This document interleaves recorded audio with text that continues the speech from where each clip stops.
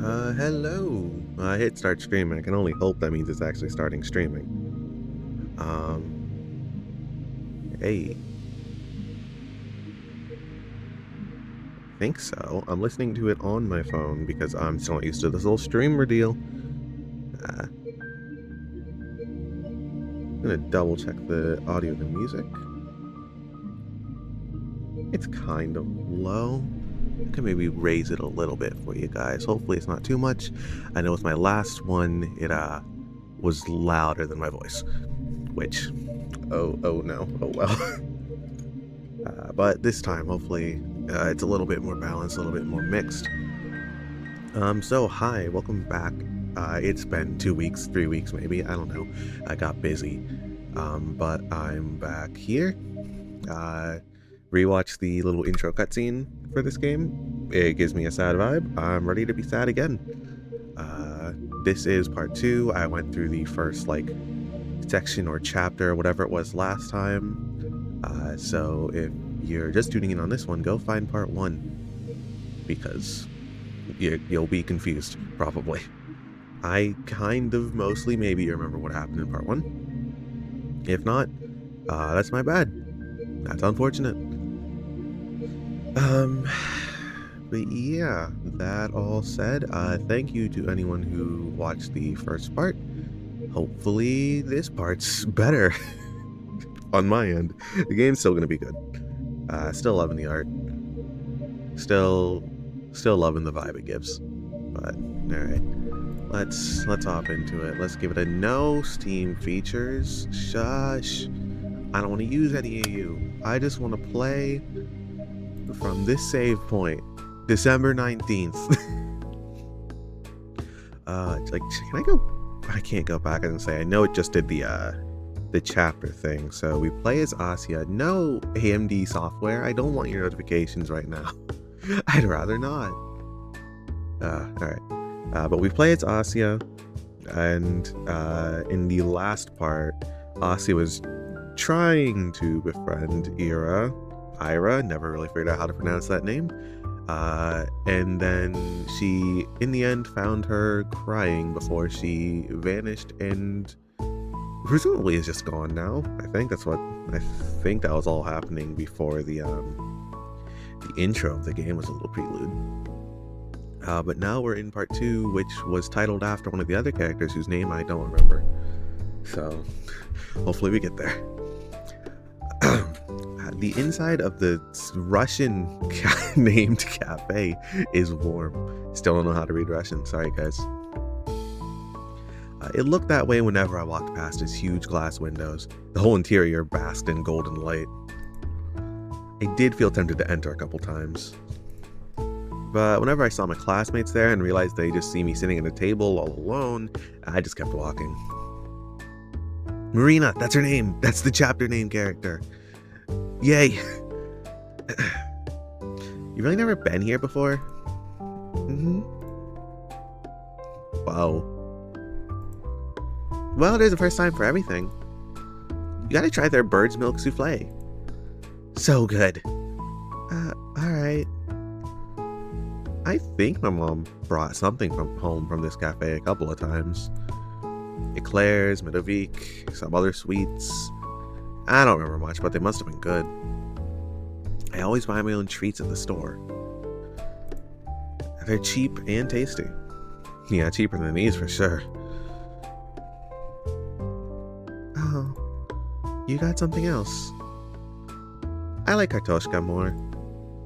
Why didn't you recommend it then? They only had one left, and I wanted it because I'm greedy. Seriously? Hey, don't misunderstand. You just look like a bird's milk kind of person, you know? What's that supposed to mean? Don't worry about it. Just take a bite. Take a bite. Do you like it? It's wonderful. I don't think you believe that, Asya. See? Marina is drinking coffee. She seems like a nice girl, does she? At first I thought she was trying to mess with me or play some sort of prank, but now it doesn't seem so. When she pulled me all the way down the stairs, I thought she'd want to talk outside our school. No way, it's cold as hell. Let's go somewhere comfy. So she said. I glance around. I suppose it is pretty comfy. Most of the customers seem to be other school kids, though the adults are probably at work. Shouldn't the kids also be at school? I don't know. I'm not going to question that, actually. We sat at the table in the very corner, nestled just behind the window panes and a good distance away from everyone else. I look back at my teacup. I wonder what Ira would order here. Right. Marina. Hmm? So, you know I met Ira yesterday? Did you see us? She chews and shakes her head. No. You want to eat a cookie? It's real good. What did I bring you here to talk about again? Then she told me about it. Oh, she told me about it. Huh? So, yesterday, as far as I know, I'm the last person to have seen her. You met Ira. When exactly? I'm not sure. Around 8 in the evening, I think. Yeah, that lines up. She rang my intercom at that. She came to your house? Is that what they call phones in Slavic countries? I don't know. We don't call them intercoms, I know that much. Yes. She asked me to come out, and her voice sounded distressed. I invited her to come inside, but she refused. No, please, just come down. I need to talk. So I ran down, and... Oh no, babies!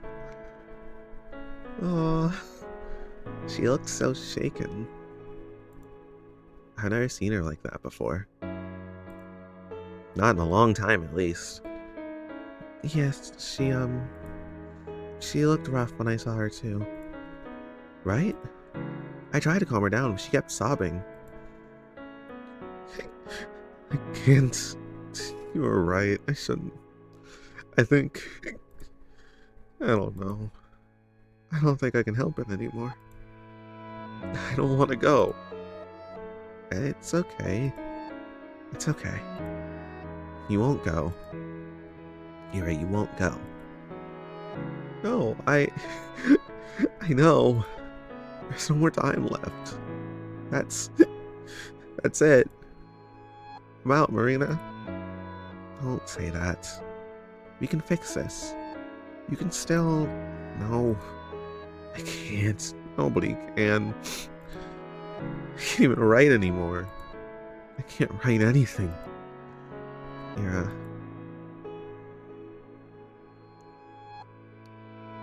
I held her while she stood there, weeping.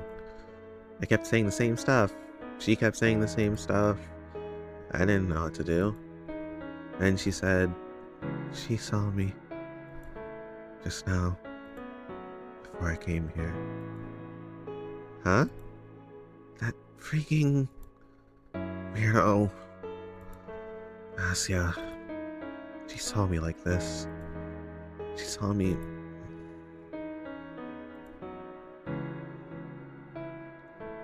Weirdo. Her words, not mine. Don't take it personally. You know how Ira is.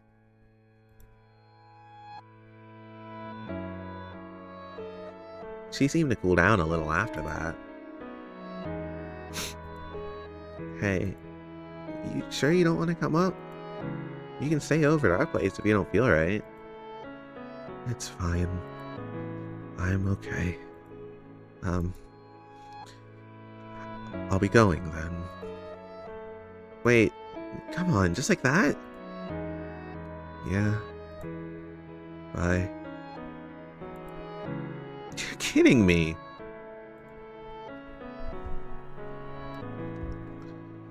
And then she left. You didn't try and stop her?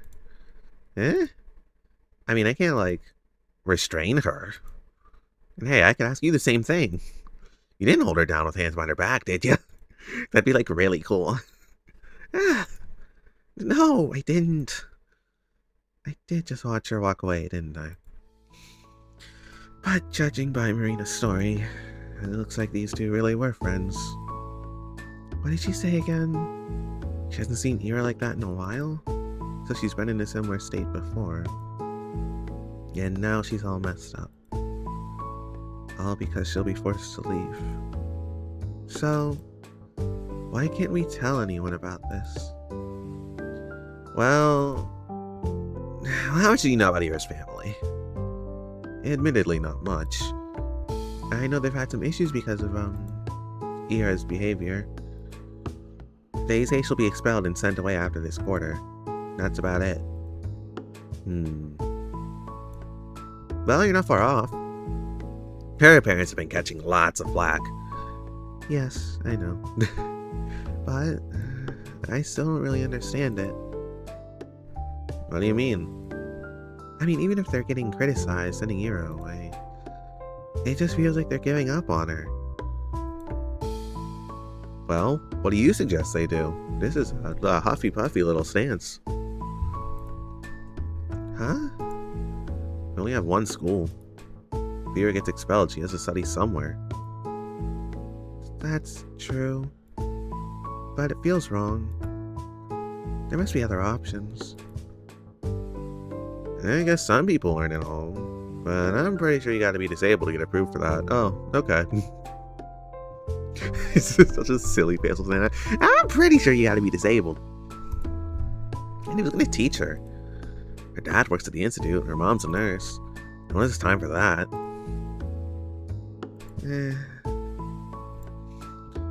Wait, I thought her mom was... I don't remember what her mom was. Oh, she looks sad. I don't like it either, but I can see where they're coming from. I look down at the cake I've been aimlessly picking at. She's right. I was so quick to cast a moral judgment.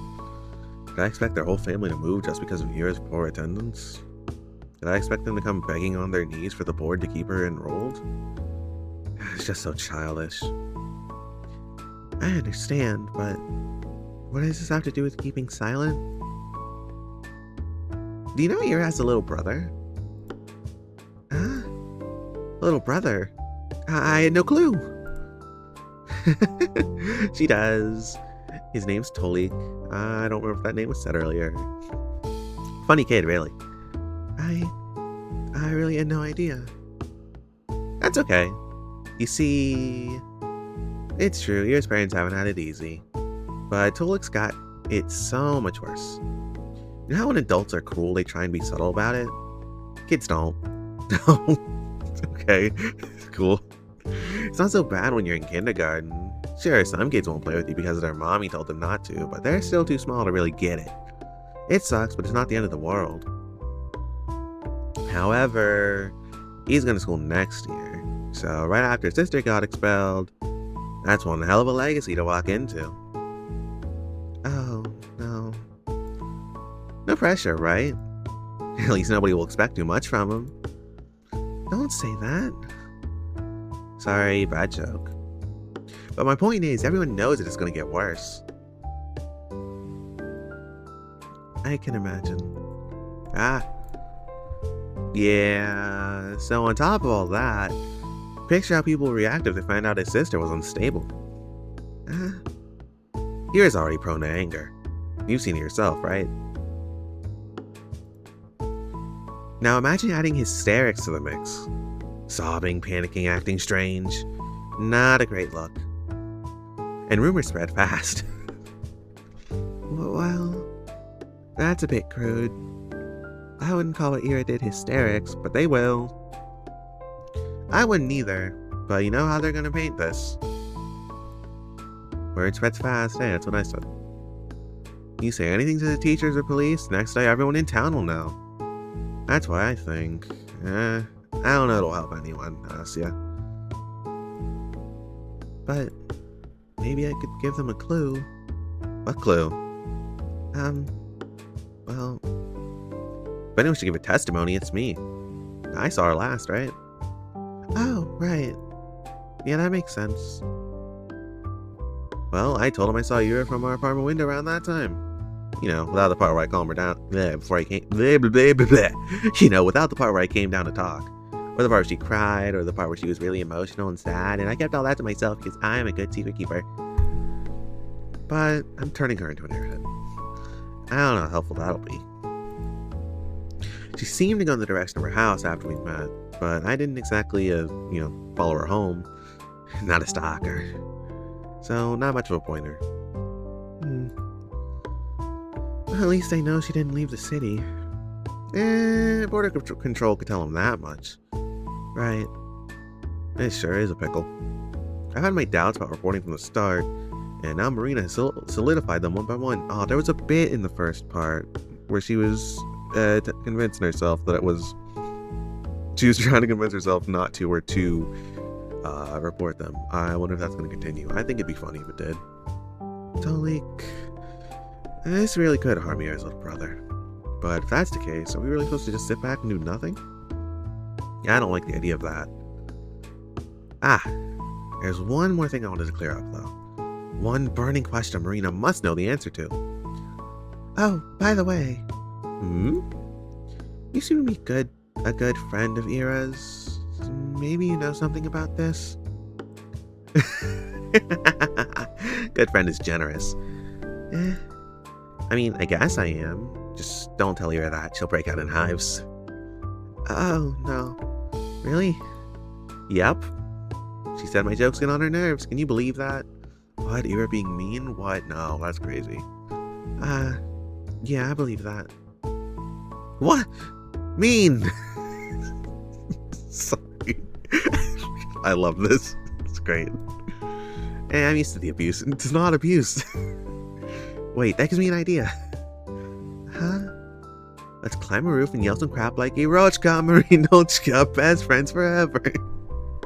What the hell? That girl will come back just to choke us. Wow. Yeah, let's annoy her to death. That's so smart. Oh no, we're both idiots. Ain't it? But the roofs are slippery this time of year. Yeah, that's the problem. Yeah, sure. Boo. I'll tie a rope around you then. Oh. Okay. Sure. Well, why me? You seem lighter. That's it? Don't worry. I'll hold you real steady. I have a strong center of gravity. I think I was right to make her act like more of an airhead, actually. Never mind. She's gotten stupider. So I'm doing the screaming then. Exactly. Oh no. I'm no good at that. Don't worry. I'll just pretend to lose grip on the rope. You'll shriek your lungs out. This is a better bit. I love the don't worry. I refuse. Oh, okay, bye. How long has it been since I last chatted with someone like this? It feels like forever. Marina, huh? We keep talking. I don't feel uncomfortable. Not one bit. Really, I haven't felt so carefree speaking to a person in a while. Should conversations be this easy? Yeah, you probably shouldn't be stressing about them as much as you did with Ira. You're not beating the lesbian allegations, but you can keep trying, Cassia. You can keep that up. It feels like I'm cheating. Especially considering the circumstances. Just yesterday, we both saw Ira agitated and crying her eyes out. Today, we learned she never came back home. It's supposed to be terrifying. But for some reason, it's as if both of us are certain we'll see her again. Hopefully. It'd be nice. As if there's no way things will not turn out okay. They have to. What the hell? Huh? Crap. Why now? Is it the boy? Is it boy whose name I don't remember? That's an asshole. It's boy whose name I don't remember. That's an asshole. So they finally let you in, huh, Shubina? This place has really gone downhill. Hey, Vadik. Marina. Huh? These two know each other? Look at you, getting a replacement already. Can't blame you. But come on, Shubina, of all people, you're stooping that low? He looks at me. No offense. You're keeping tabs on all my friends? How flattering. Asya, he's in love. Yeah, in your dreams. It's just funny how you always gotta have someone like that around. Someone like that? Someone like pathetic? Marina menacingly lifts her coffee cup. Spill it on him. Do you want this on your pants? Ooh, scary. You want to get banned from your single hangout spot? I won't. His fucking sneering face. It's great. It'll just be a happy little accident. With your aim? Look who's talking. So this guy couldn't aim for the toilet till he was 11. His mattress, however. Oh no. What the fuck? Shut up. That's not. Green makes sure none of his buddies heard that. I didn't know his buddies were here. I like that they were here to hear this. He glances back at us, trying to look unbothered. Are you two gonna be siblings? You look different. But why do you know about that? Because he acted like that was true. Alright. I ain't even talking to you. Good question. Wasn't she your best friend or something? Huh? Jeez, why does everyone keep saying that? I mean, maybe I'm wrong. You seem to be having a snazzy time without her around. Having a good laugh and all. And you were joking about it too. Huh? In class? You laughed when they declared Hero was missing. Well, you see, the difference is he doesn't like her. I don't think, unless it's that kind of being mean. Well, she ain't my friend, is she? That bitch attacked me. I forgot about that. That's not the point. You don't think she's really missing? Oh, you don't think she's really missing? I don't give a damn. And you don't really seem to either. Why should anyone? You're exhausting. Don't worry, the feeling's mutual. Well, whatever. I just came in to check what's really Shubina over here. Thought I was hallucinating for a second. She's getting angry eyes. So what, they let you out in public now? Must be a big day for you. Having fun. She was before you showed up with your ugly ass, bitch ass, fake ass, having ass. 1, not talking to you. 2, learn to take a joke. 3, suck my... Whatever. My boys are waiting for me. Ciao, ladies. Enjoy your evening. Why, thank you. With a sneering grin, Garion strolls back to his friend group. What the heck was that? Guess I shouldn't be surprised at running into him. Other kids hang out at the cafe all the time. Even so, it's like a bucket of cold water has got splashed over my head. Yeah, that used to be like a charity challenge. Keep that up. Make some money for them. Start the Hero Finding Fund. Jeez, can you believe this? Yeah, I didn't expect that. No, seriously. How can a man be so catty? Never thought about it. It's just pathetic. She glares at the table of schoolboys from across the room. So, do you two know each other? Yeah. We play together as kids. Oh. It's a boring story. We got along when we were little. Then I grew into a normal person and he grew into a jerk. So we stopped talking. The end. I suppose that happens a lot. Yep. Well, I'm not exactly sad about it. It's like, bye-bye, don't let the door hit you on the way out, and all that. Speaking of which, wanna head out, and I'll let the door hit us? No fun sitting here with those losers stinking up the place. Yes. Let's go. She's finally starting to, like, actively dislike them more, it feels, as opposed to being their victim. For fun. The cold immediately stings our noses as we step outside. The sky is just as dark as when it was when we went in an hour ago. It's a deep violet, one of my favorites. Rena huffs and grumpily pulls up her scarf. Oh, a different outfit. Oh, that's cute. She, what's a fun phrase? I don't know. She's just so bundled up. Man, I wish there were more cafeterias or something. Hmm? Well, there's the pub. The pub. I guess we could get in. I've been told I look mature for my age. Okay, I was wondering if that was just the pub means a different thing. Like some other words have. Nope. they're just gonna be dumb. Is she seriously considering it? Also, who told you that? If you want to sit somewhere, we can go to I gotta pick somewhere so she doesn't go to the pub. Library? I realized how lame of a suggestion that was halfway through the sentence.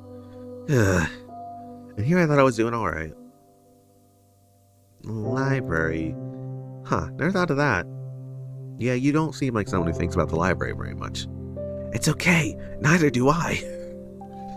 Well, it's rather nice if you just want to, be at peace for a bit. Whoa. At peace? Peace and quiet's important, yeah. Self-reflection, meditation, contemplation, like Buddha and stuff. Yeah. I hear you, I get it. Buddha? Sounds great. I'll try it sometime. Thanks. You're welcome. I think I'll go home for today, though. Yes, that's alright. I was thinking the same.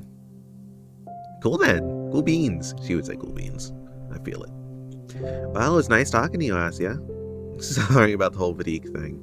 Yo, Vadik, because he's a dick. Got him. Oh, no, don't worry. It's not your fault. He just came up to us, so... Nah, I kinda made it all worse. That guy just drives me up the wall. Yeah, that's fair. Guess Ira and I have that in common. Did she really throw a friggin' chair at him? Yes. She did. Cool beans! Hey. I'm sure she's fine. You are?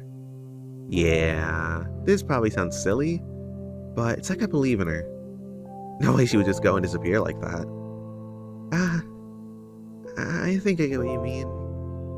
Ira's really tough. Exactly. She's not going down that easy, yeah? Yeah. Yeah. Well, I'll be going then.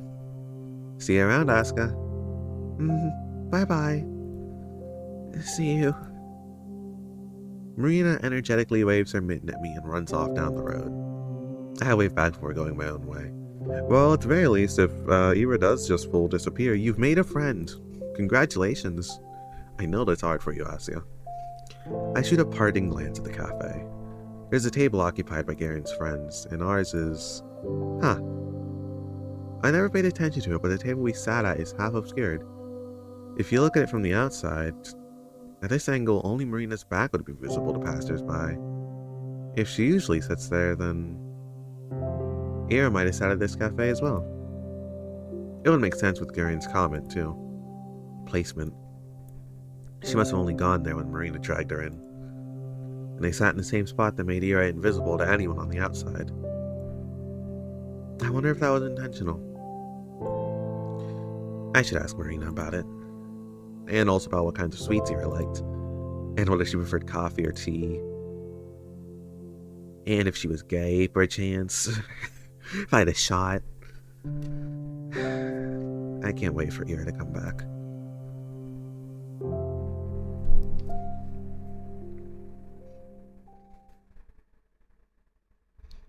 Oh, hey! I see the person in chat. I don't know if you're still here. I didn't expect anyone to be in chat. Hey, I'm good. I'm peeping chat now. Or at least I'll try to. I am enjoying the game so far. It's a good time.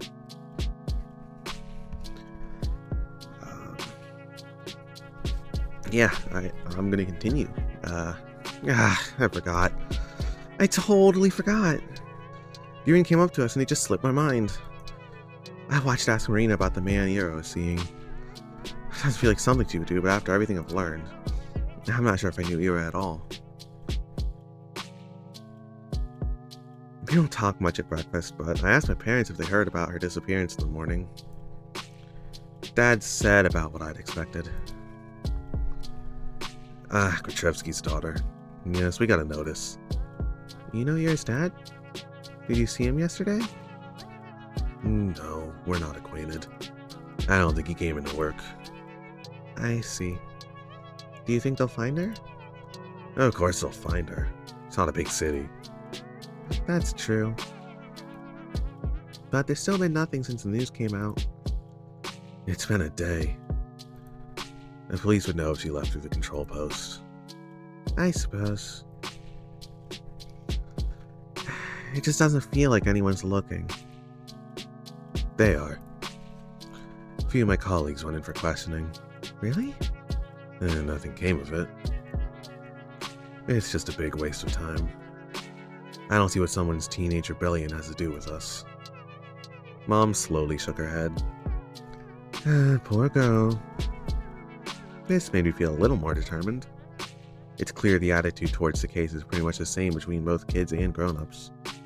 But it does sound like there's an actual investigation going on. So the police aren't just sitting back. At least there's that. No updates? I haven't heard anything. Yeah, me neither. Boring. The boys at the desk next to me are copying my homework. God damn it. Everything is already back to normal. The same conversations, the same digs, the same dude smoking weed in the back of the classroom while no one pays attention. Hey, at least Shabina here got herself a new friend. That's what I said. Maybe he's not too bad a guy after all. Yeah, what's up with that? Got kicked out of the library? I can't go to a cafe now? Look who's getting sassy. I'm only curious, you know. It's rare to see you crawl outside your little cave. And what of it? We're just so proud of you, putting yourself out there and all. Want to hang out with us while you're at it? Man, what are you doing? What? It could be fun. No, it couldn't. Shabina, don't listen to him. Well, how about it? Come on, you're probably all sad after your roach gun went MIA. You gotta cheer up a little. She's fine, leave her be. We can all go to the movies or something, How's that sound?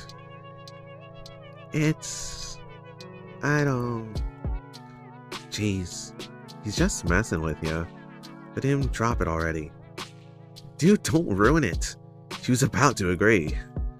You're such an asshole.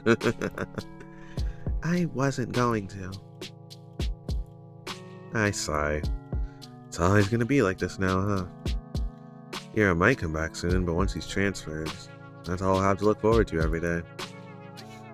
Don't they get tired of this? It's always the same jokes. Although, it won't get any better if you keep doing this. It'll only get worse. Worse, huh? I'm trying to imagine what that'd be like. She talked about it as if I were being bullied. You are. But that's not really the case, is it? Yes, it is. You've all seen Scarecrow. What? We know what actual bullying looks like.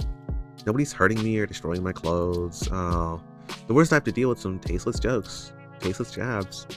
If anything, I had to grow a thicker skin. I imagine she meant the boys would get more cruel, but would they really? Don't guys riff on each other all the time? Probably not to this degree. They always call each other names and laugh about it, right? It's just the way their friendships work. That's not fair to assume they're trying to make me feel bad. And if they aren't really trying to be mean, what reason do they have to be cruel? To be more cruel? All things considered, they've been treating me rather politely. Okay. I mean, I've never been called a dumbass or an asshole. So, I know it's a joke, but speaking hypothetically, would it really be bad if I went somewhere with them? They may be a bit rude, but I'm also, well, I'm kind of a wuss. So no. What are you thinking? Huh? Did you forget? What? Did you forget the last time they caught you all alone?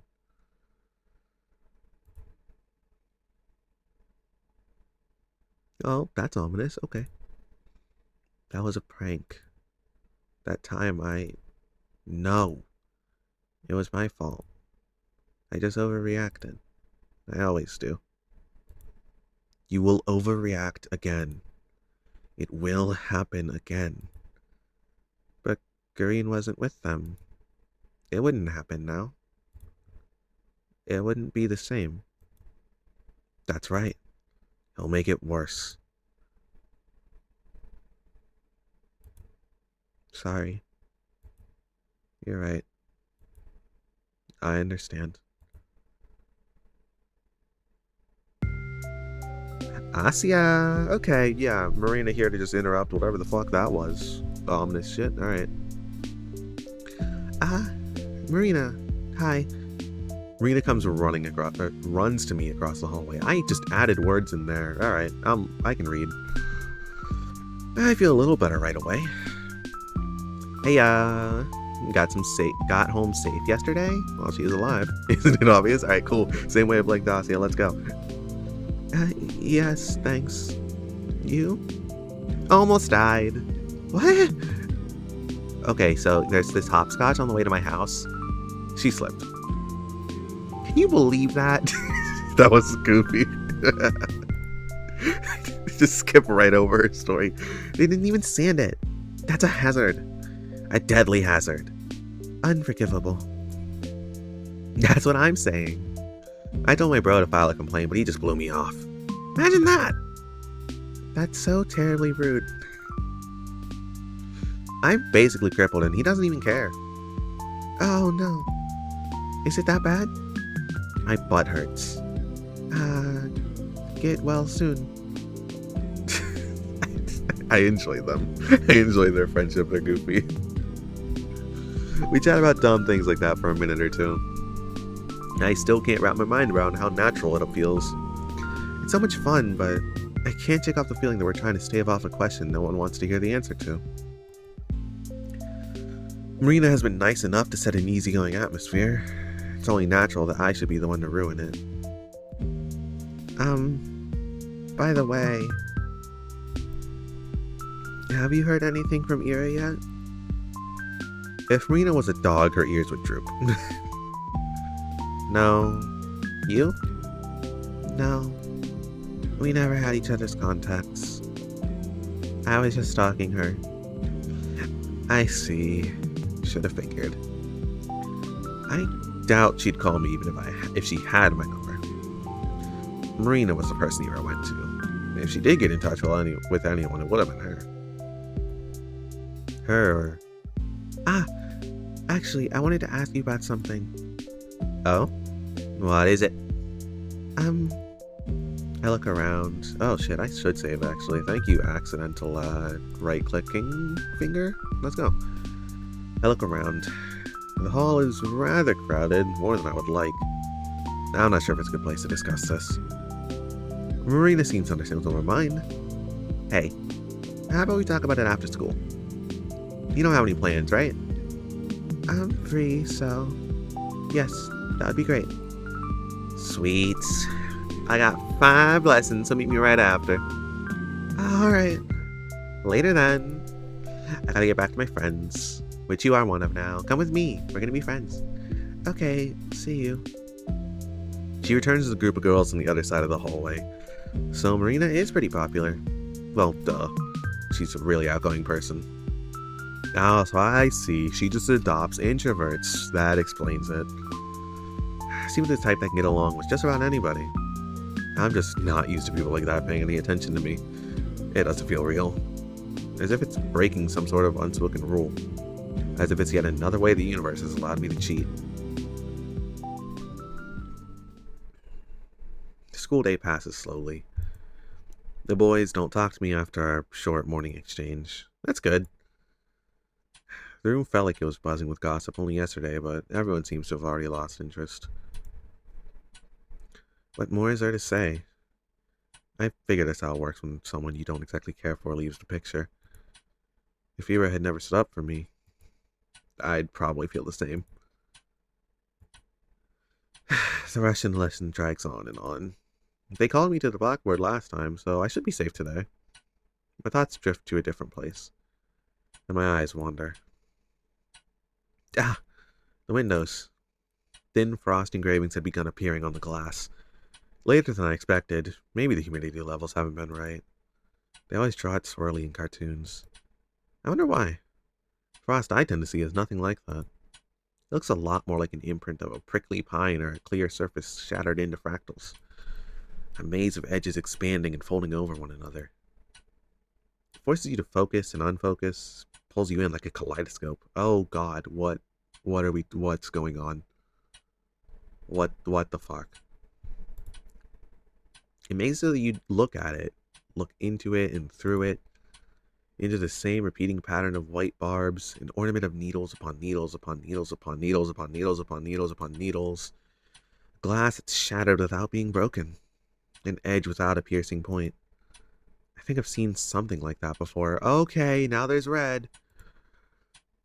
Right. It's just like that time. The pattern manifests itself in jagged lines. It draws closer and closer, and it invites me in. I almost understood something back then. I almost realized something very good and important. Wasn't in the right state at the time, but maybe now. Maybe that's why I'm seeing it. I want to know why I'm seeing this. I think that'd be nice to know. Maybe it's time. If I just look closer, strain my vision. The concentration of sharp edges is so dense, my head and skin and eyes begin to sting. Is there a form? Okay, what the fuck? A shape? A sign? A number? No, it's not enough. If only I... Ah! No, it's too much. Too bright, too beautiful. It's so overwhelming, my eyes blur. So beautiful, I might cry.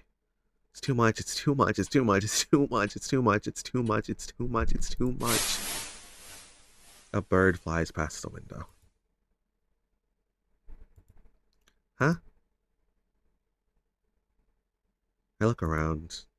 Everyone is quietly writing in their notebooks. Did anyone hear that? Did anyone see? Is anyone else tripping the fuck out? My eyes snap back to the frost-covered window. It's lovely. Oh, you do love the world and everything in it. Guess that includes windows. The snow is falling lightly on the yard. The long gray clouds glide placidly across the tundra. I stand by the main entrance and wait for Marina to show up. She should be free at the same time as I. So why isn't she here yet?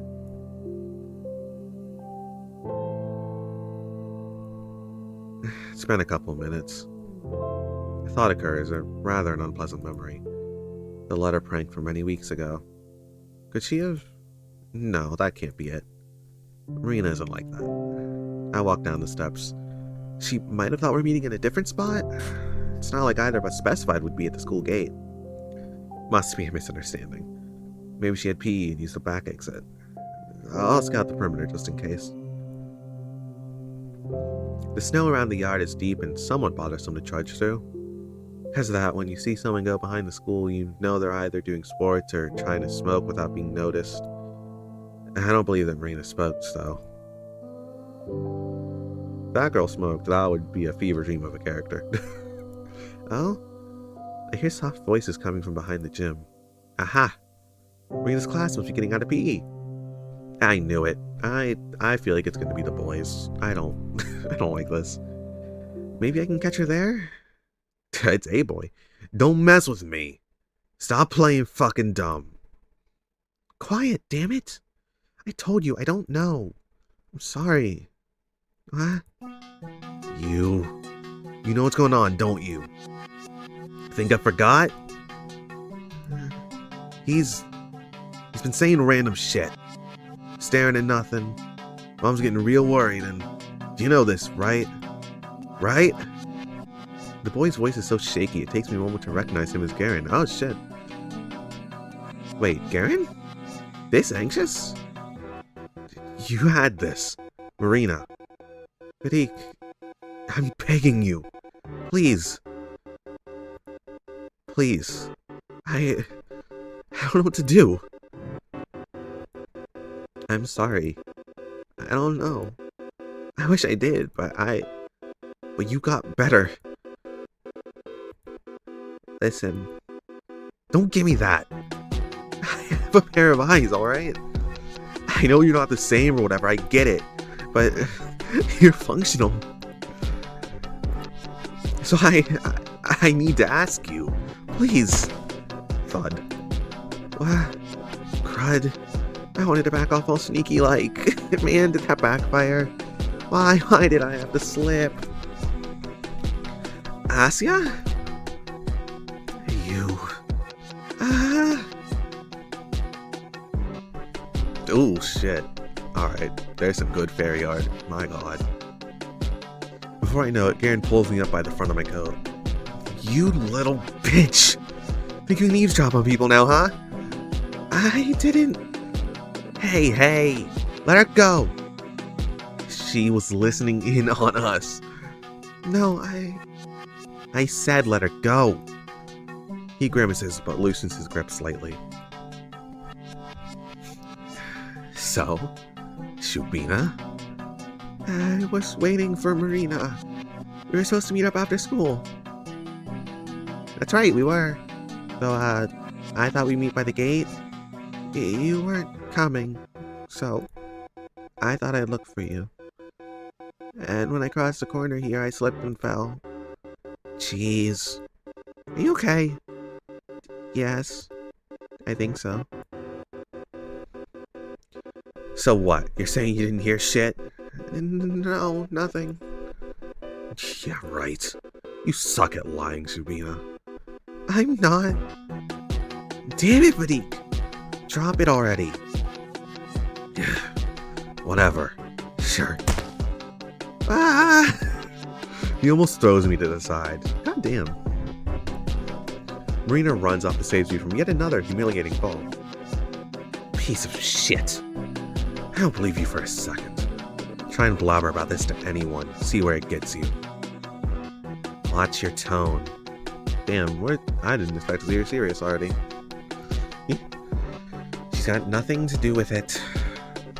You're defending her? Why? You know she has heard all that stuff about you. You want help or not? Garen clenches his fist. Marina doesn't look at him, instead helping me get the snow out of my clothes. So, you have a way? We can talk later. Oh wait, no, why not now? I mean, she totally heard everything we said, right? Might as well. Actually, why don't you do a little recap? How about it? Come on, go ahead. Huh. I think you're being clever. This is gonna bite you in the ass, Marina. Yeah, I think I've had enough of you today. Asya, let's go. She grabs me by the arm and pulls me in the direction of the schoolyard. Damn, she's kind of sick as hell. Does she just like dragging people around? Hey, Marina. You know where to find me. Marina doesn't turn around to see Garen's barely hidden pain expression. He glares at me. For some reason, it doesn't scare me at all. We got that girl protection squad going on now. That squad being one missing person and one girl, really. But that's okay. That's a net positive. Before long, we're out on the street. Marina runs her hand across her face with a frustrated moan. What a mess. Sorry I got dragged into that, Asuka. No, I'm alright. I should be the one apologizing. Man, I knew I should have brushed him off. That jerk came up to me and said he needed to ask for something real quick. Really? Mm-hmm. I thought, well, if it's only for a minute. Worst mistake of my life. I'm sorry. Maybe if I came faster. Cut it out. That's what I get for entertaining him. So, how much did you actually hear? Huh? It's like I told you. I didn't catch anything. I just slipped. Really? You can be honest, I won't bite. I'll just drag you around like you're a rag doll, 'cause I can. No, I'm serious. I only heard some muffled voices. I didn't know it was you. Okay. That's cool then. So, is everything fine? He was in a really bad mood. No kidding. Been a while since I last saw this guy so cranky. I'm all good though. If you say so. Please be safe. Tell that to Vadik. That squirt little better. Blah, blah, blah, blah, blah, blah. That squirt better watch out. She proudly slaps her bicep. Alright. I've been to the gym. I've held weights. 10-kilo deadlift. That bum doesn't know who he's messing with. Well, I'll let him know. Okay. That's silly. Marina's voice sounds so carefree. Does she really believe me? If Garen's right about one thing, it's that I'm no good at lying. But you know what? That doesn't matter. Marina would be happiest if I forgot about it all, so that's what I'll do. And then my lie will circle back to being true. Bet you didn't think of that, huh? I guess I didn't. Honestly, I guess I didn't. Anyways, I'm hungry as hell. You want to grab a bite? We can go hang out at Douche. We can hang out at Douche again. Douche is nice, but I don't have that much allowance left. Ooh, I hear ya. Wait, don't tell me I made you empty your pockets yesterday. I didn't know you were running short. No, don't worry. I'm glad we went. I've been looking for an excuse to eat there anyway. We could get something from the store this time, if you don't mind. Sure thing. I was just thinking, wow, it's perfect walking weather. It really is. We leisurely make our way down the street, chatting about this and that. Turns out Marina goes to the cafe several times a week with different people. Classmate A on Monday, classmates B and C on Wednesday, classmates D, E, and F on Friday, and so on. Why are those canonically their names? What the fuck? Sounds fun in theory, but I'd probably die if I had to live like that. Oh, I feel that. It's not that bad. If I really don't want to go, I don't. Still, it must cost you quite a lot. I guess. I get plenty of allowance, that's whatever. I'm rich as fuck. I don't really care. Oh, I see. That's nice then. I'm poor. Anyway, it's good when parents are so understanding. Though I wasn't really talking about money. I wouldn't know. I live with my big brother. He doesn't care as long as I don't bother him. And I don't bother him as long as I have cash.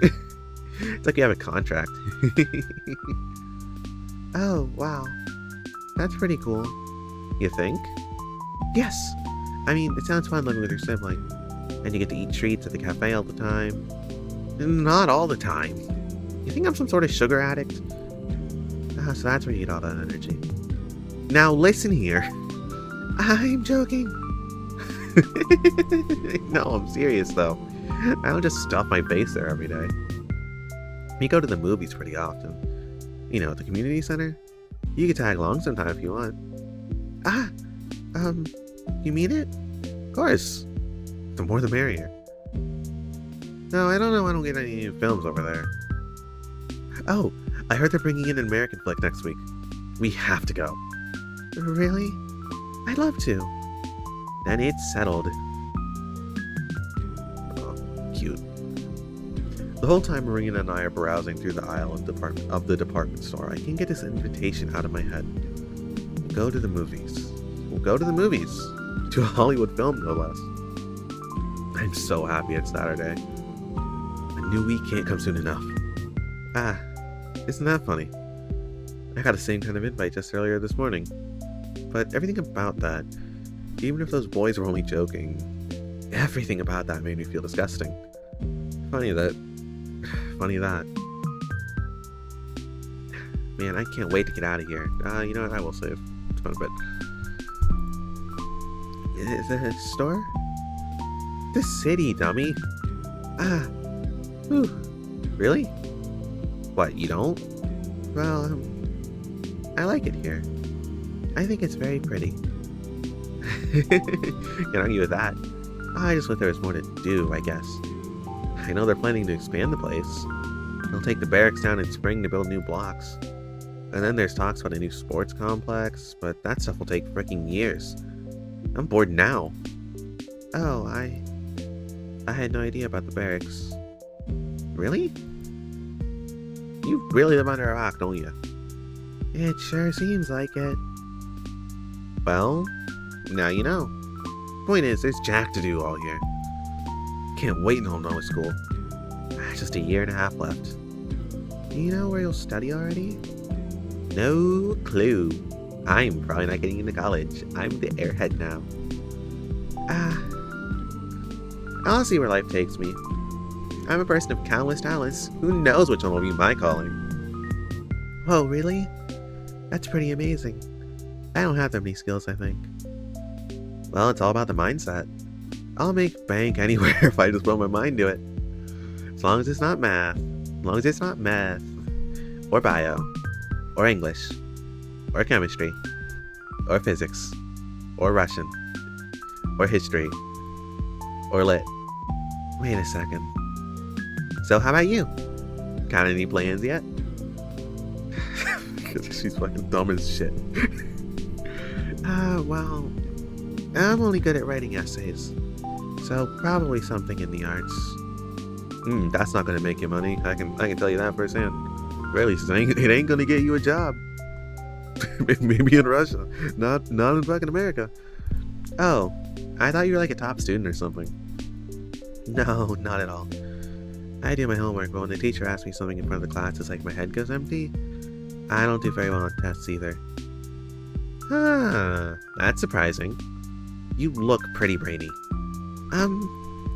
Thanks. No problem. Both of us end up getting fruit juice and sausage rolls. I want some fruit juice now. For a while, we walked down the main street and I listened to Marina tell me funny stories. I don't contribute much, but at least she seems to enjoy making me laugh. I probably come across as boring. Perhaps I'm way too easily impressed by mundane things. You are very impressed by mundane things. That's a very apt description of yourself. Oh, your face is gone. Hi. I look into her smile. I don't look into her smile. She doesn't have one. It's lovely, and I'm not sure I see anything behind it.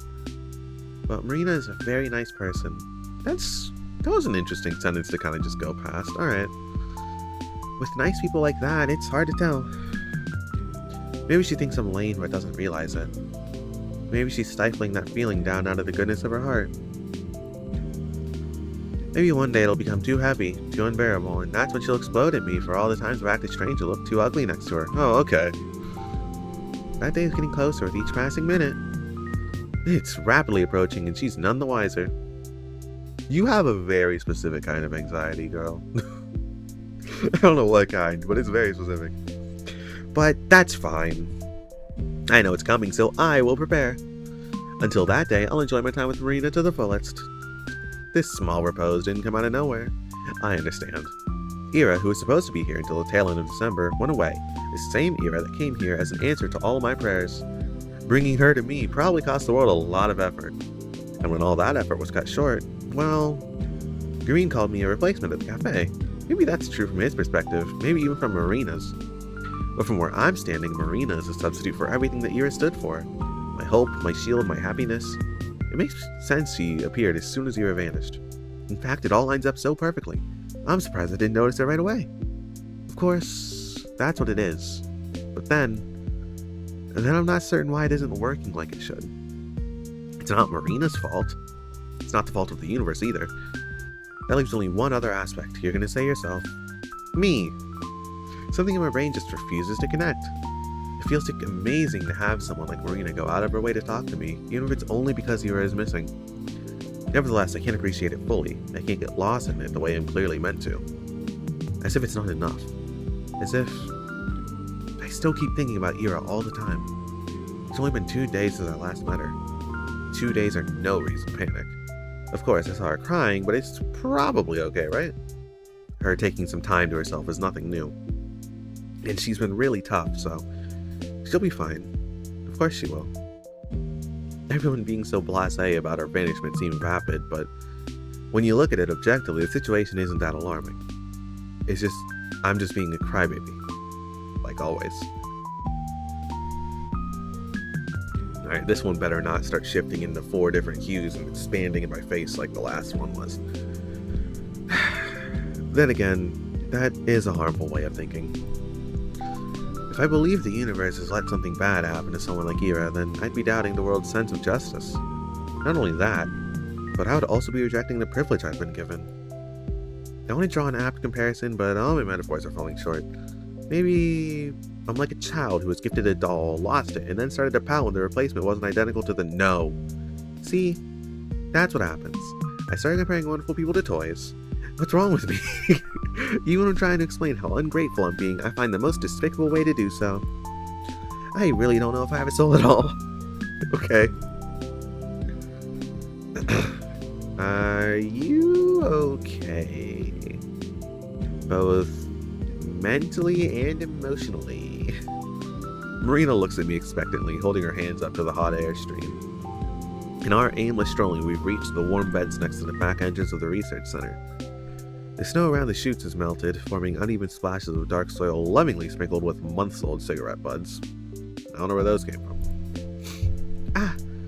Yeah, why? You look kinda down.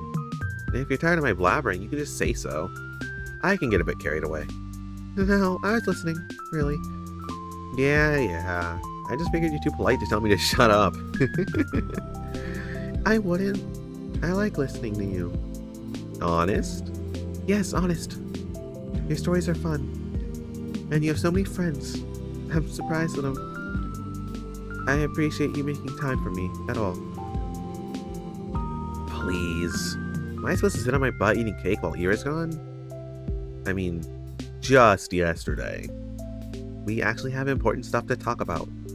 And heck, it's nice to break off from the schedule every once in a while. Variety is the spice of life, yeah? Right. I kinda put a damper on your plans. Sorry. Dude, I just said it's cool. I like talking to you. It's like relaxing. Relaxing? Yep. It's weird saying that with the disappearance and all, but when I discuss stuff with you, it doesn't feel so scary. That's amazing. I've actually felt that way since yesterday. I thought talking about such things should make you anxious, but it doesn't feel that way at all. Right? Now that's scary. What kind of therapy is that? It's pretty strange. Speaking of which, you wanted to ask something? Right, yes. There's this rumor going around, and I don't know if I believe it. Maybe you know. Was Ira seeing some, older man? This. Figures you'd hear it eventually. Yeah, I thought it might be true at first. That Ira could have eloped with that person or something like that.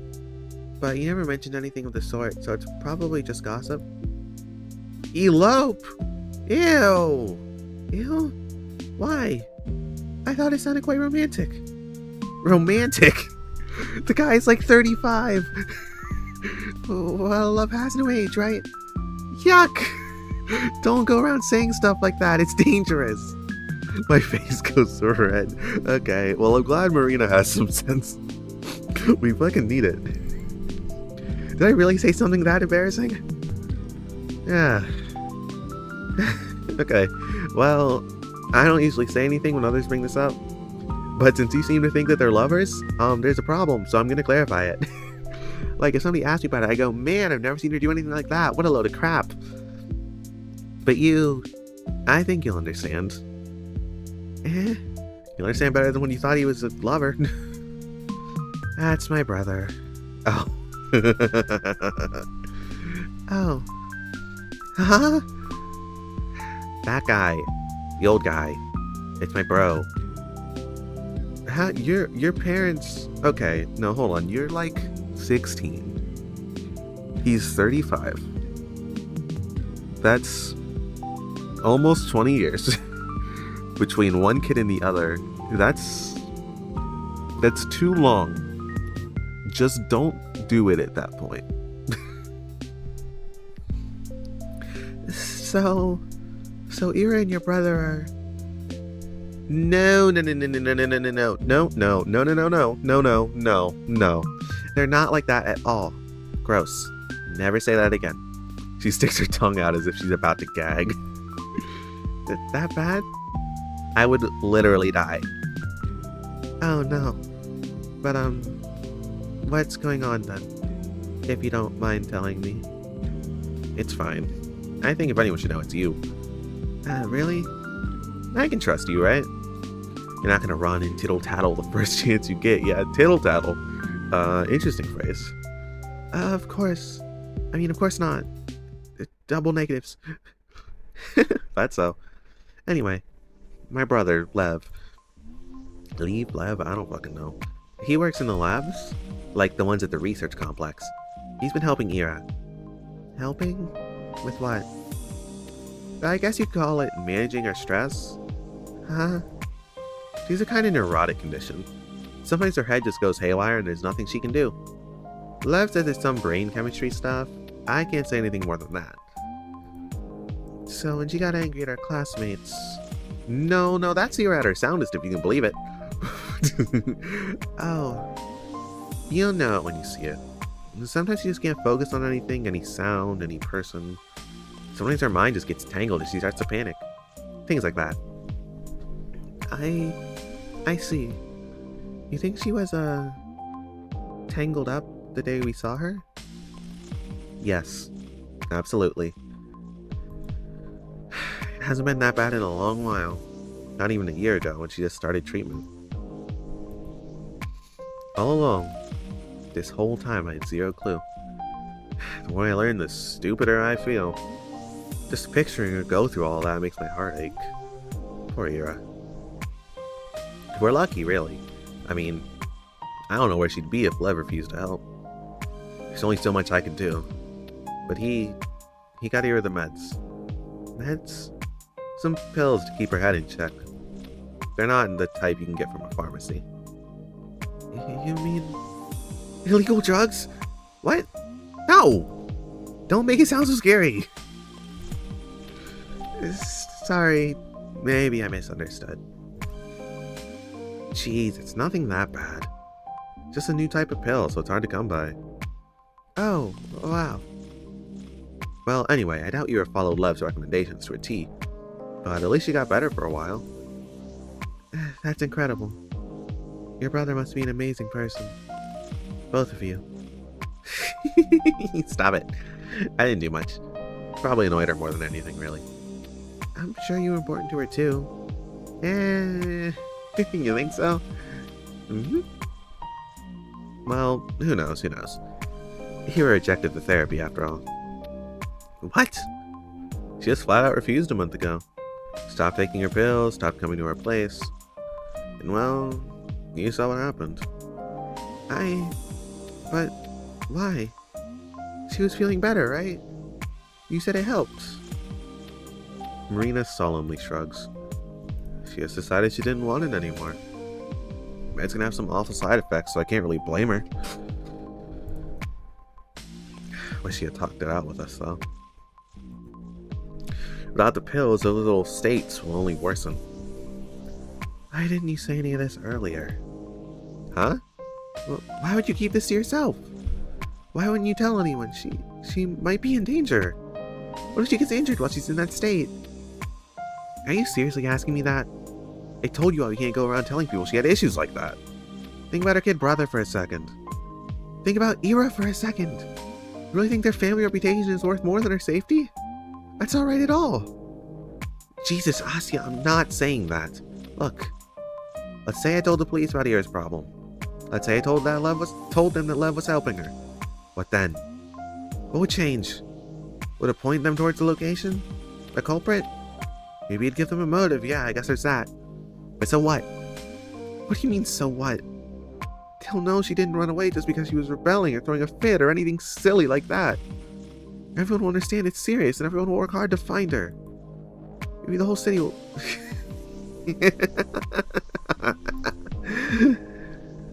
Marina's bitter laugh is sharp enough to sting. They'll take it seriously. Band together? So you should be on TV or something. Listen, Asya, Asienka. That's not how it works at all. You mean the police? The world. You think everyone will suddenly feel bad for her? That's cute. Let me tell you what people will actually say. People will say, "Oh, that makes sense. I always thought there was something off with her. That's right, she was totally messed up in the head. Yeah, this was bound to happen. Sick people can just snap. It's sad, what can you do? No point in looking now. Betting a 10 she killed herself in a ditch. Betting 100 she froze to death. Shut up! Don't say that! Stop lying to me! I'm not lying, damn it! That's how it's gonna go and you know it. They'll turn it into an excuse to gossip more. They'll turn it into an excuse to brush her off. Her life, her choices, her disappearance, everything. Even if Ira's really gone, everyone will remember her as that.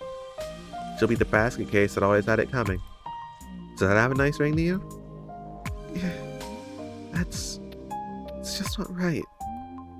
That can't be right. It's a hard pill to swallow. Marina. Be mad at me all you want. I'm also... You have no idea how mad I am. If I betrayed Ira's trust like that, I'd never live it down. I'd hate myself for the rest of my life. So why are you telling me this? Because she told me you looked up to her. So I believed you'd understand. Maybe I was wrong. You think Ira would want us to tell everyone about this? Think she'd come back and thank us? Send a blessing from beyond the grave? Don't talk about her like that. Huh?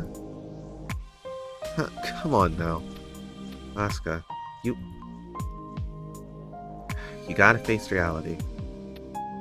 You know how everybody will react when... No! That's not what I mean! I wiped the tears and snot that have apparently been pouring down my face. Don't talk about her like she's dead! Marina's lip trembles. She quickly sniffs her nose and fixes her collar. I don't really believe she's dead, you know. I want you to understand, alright? Ira kept silent for a reason. I don't know if she's right or wrong for that, but I get it. When people learn about those things, it never turns out good. It's just degrading. I understand. Do you? Yes. You're probably right. Not about everything, but about Ira. I can understand that. But Marina, you're also afraid, aren't you? Huh? If everyone learns about your family helping Ira with her condition, they'll suspect love. Right? Ah! Well, you said he got her this rare medication. Did Ira's parents know about that? No, but I don't think you're allowed to do that. Are you?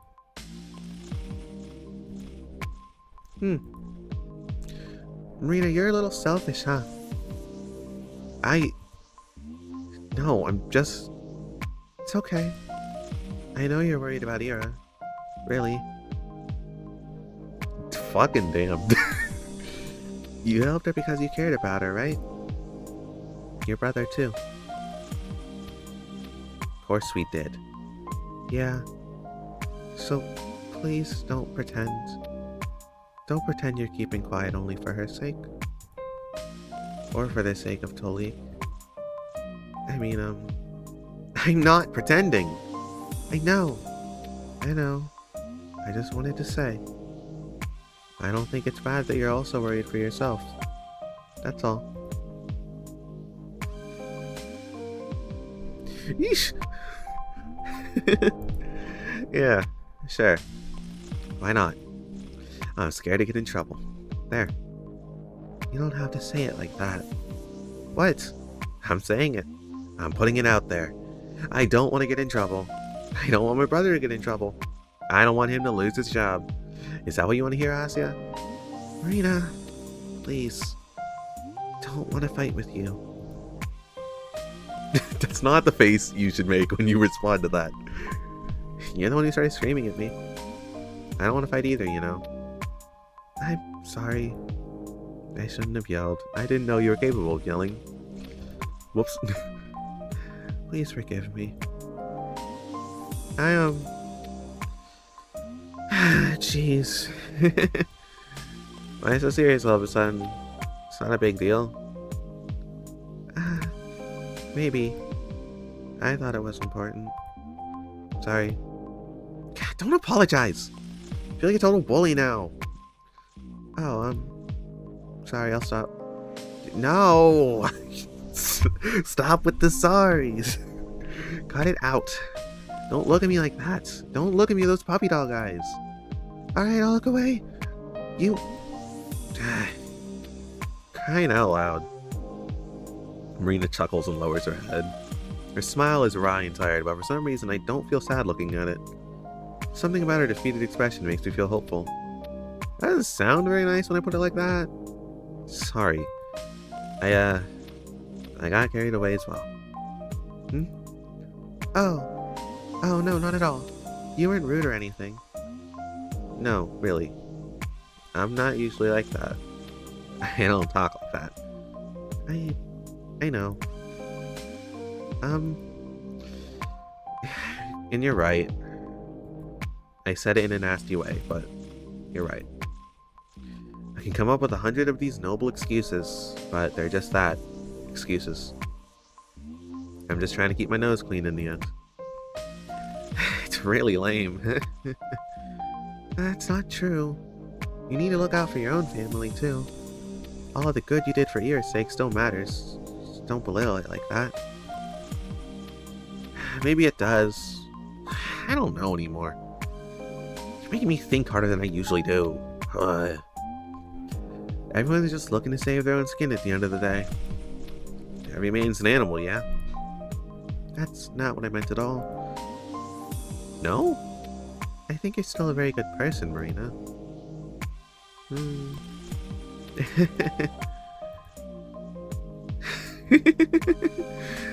You're a funny girl, Asya.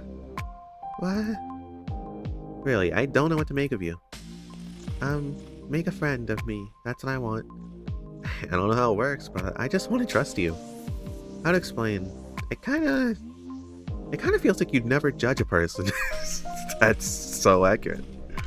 Really? Mm-hmm. At first I thought you were, like, really innocent. Not dumb, but maybe a little dumb? Sorry.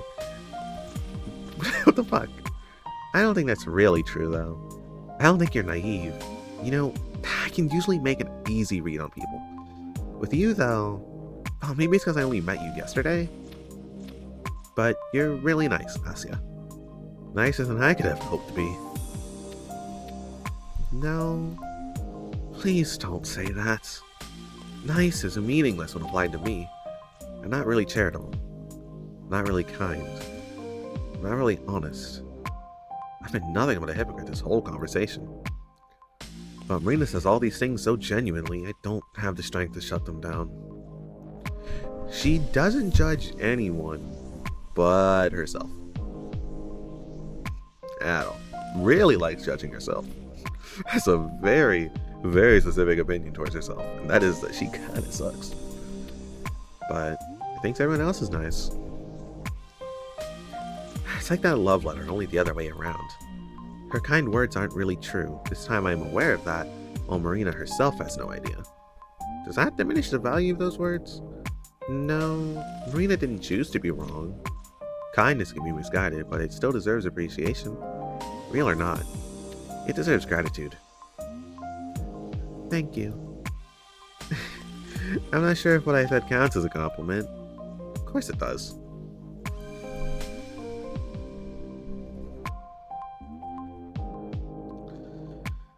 I look into the world. A world where everyone is kind to me. A world where every sight I see is beautiful. An unjust, lovely world. Its kindness is misguided on a scale that I can't even fathom. But calling it misguided is an insult to the universe itself. More universe posting with Asya, let's go. What do I know about what's worthy and what isn't? At most, I'm a conceited gnat. I shouldn't even try to understand the whats and whys. The only thing I have the right to do, the only reasonable thing for me to do is to say thank you. So I will do just that. I'll say it. I'll say it as many times as it takes to get my feelings across. In other words, I'll say it endlessly. That was a little ominous. Okay. Yeah, thank you.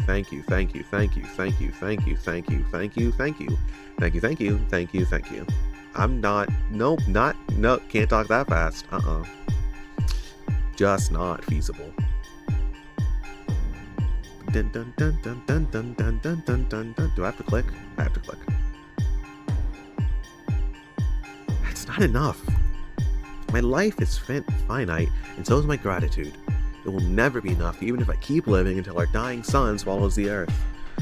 It's a promise I will never fulfill, so I'll retract it. I apologize. My B universe. I need to try a different approach. The number of gratitudes I can express will always be finite and meager. But what if that gratitude itself becomes infinite? An expression of endless gratitude. Is that possible? Does it sound right? I can repeat my thanks for as long as I live, like a pulsar emitting wave after... Okay, let me try that again. I can repeat my thanks for as long as I live, like a pulsar emitting wave after wave of electromagnetic radiation. Yes, just like that. A pulsar's radiation travels endlessly inside a vacuum. Mine to be able to do the same. But right now, my signals keep getting buried under the 10,000 kilometers of a planet's atmosphere. They're too weak, they dissipate under the weight of over 5 quadrillion tons of air. Why do you just know these numbers? Well, not as much as if they travel straight up, but I'm not good enough at math to do the numbers. Well, you fucking know them. All I that know is, I don't think that's correct. All that I know is my signal isn't strong enough. So then what can I do? I could become an astronaut and fire off my messages from orbit. That has to work. Except I don't have anything it takes to be an astronaut. The next best thing would be to send a strong radio signal from the surface. But sending a transmission powerful enough to break through the Earth's atmosphere requires equipment that's way out of my reach. It's in the same realm of possibility as me actually traveling to space. But then what other options are there? How can my broadcast persevere? Right. Isn't it obvious? Of course, it's so much like me to rely on others. It's so much like me to look for an external means of getting what I want. The answer is right there, right in front of my nose. The answer is in my reflection. It's staring at me from the bathroom mirror. Oh, God. Okay, you look a little unhinged. I was gonna make a joke about, are we still next to Marina? Are we in La La Land? No, we're in the mirror, being a psychopath. Me. It's all about me. I am my own parabolic antenna. The strength of my signal is decided by my own level of gratitude. It's a matter of my resolve. It's a matter of admiration. It's a matter of dedication. If my signal is unable to pierce through the sky, that's a personal failing of mine. That's something I'm responsible for fixing. Can I do that? I can. Naturally, I can. Any point made against that will be an excuse. I just need to work hard. I need to work hard so that I will feel much more grateful. I need to overflow with adoration. I need to overflow with reverence. I need to overflow with love. If I fail to do that, my voice will never make it to the cosmos. And then when I'm so overwhelmed with grace that I could die, I'll get to the highest point atop the sea level that I'm able to reach. I'll climb up high and I will look into the sky and I will angle myself so the trajectory is just right. Then I will start my most powerful transition to date. I will scream thank you and I love you so loud that all of the people in the radius of 3,000 kilometers will feel it in their hearts and their bones and their muscles. And their TV signals and radios will break. And the next day, the whole world will report a radio signal of unprecedented strength blasting from the communism peak. The communism peak? Okay, didn't know that's a thing. Although maybe Mount Elbrus is more realistic. If I remember right, Dad climbed it when he was in university. At least he had a pin from there tucked away in one of his drawers. Maybe I should ask him about it. No, better not. He's tired after work. I should go to my room. Tomorrow's the weekend, so I can stay up late. I don't need to do any more homework today either. I have the whole evening to myself. I will rest. And starting tomorrow, I'll work harder than ever before. I'll love this world with everything I've got. Hey, I love the world and everything in it. There we go. Figured it. Title.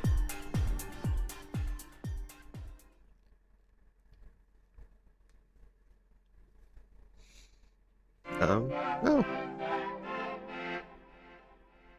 Hey, so why has the music just generally been more ominous lately? What's, Hey,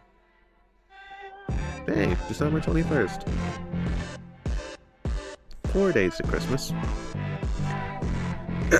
The world is as bright as a sunless day allows. The air is clear and soft despite the cold. The statue on the main square shines in silver. I have already made my rounds around the city. It's been a wonderful time as usual. I've seen all there is to see, and I've admired all there is to admire. Is what I would say if I were a liar. I travel south towards a single place I've been neglecting. It's easy to avoid since it's right on the edge of a long residential street. The car repair shop. What the fuck do you have to do there, Asia? What the hell are you going to admire? Let's find out. There's nothing special about it at all, aside from the fact that the owner's son is a classmate of mine. So what's my problem with it? I suppose you can call it pettiness. Ever since that one incident, I've been avoiding the spot like the plague. But it was never the shop's fault. It was poor luck. That and my own overreaction. Oh, dear. I don't like where this is going. If I want to achieve my goal, I need to get over myself and face it. That's right, I'm sticking to it. I'm sending my message to the universe.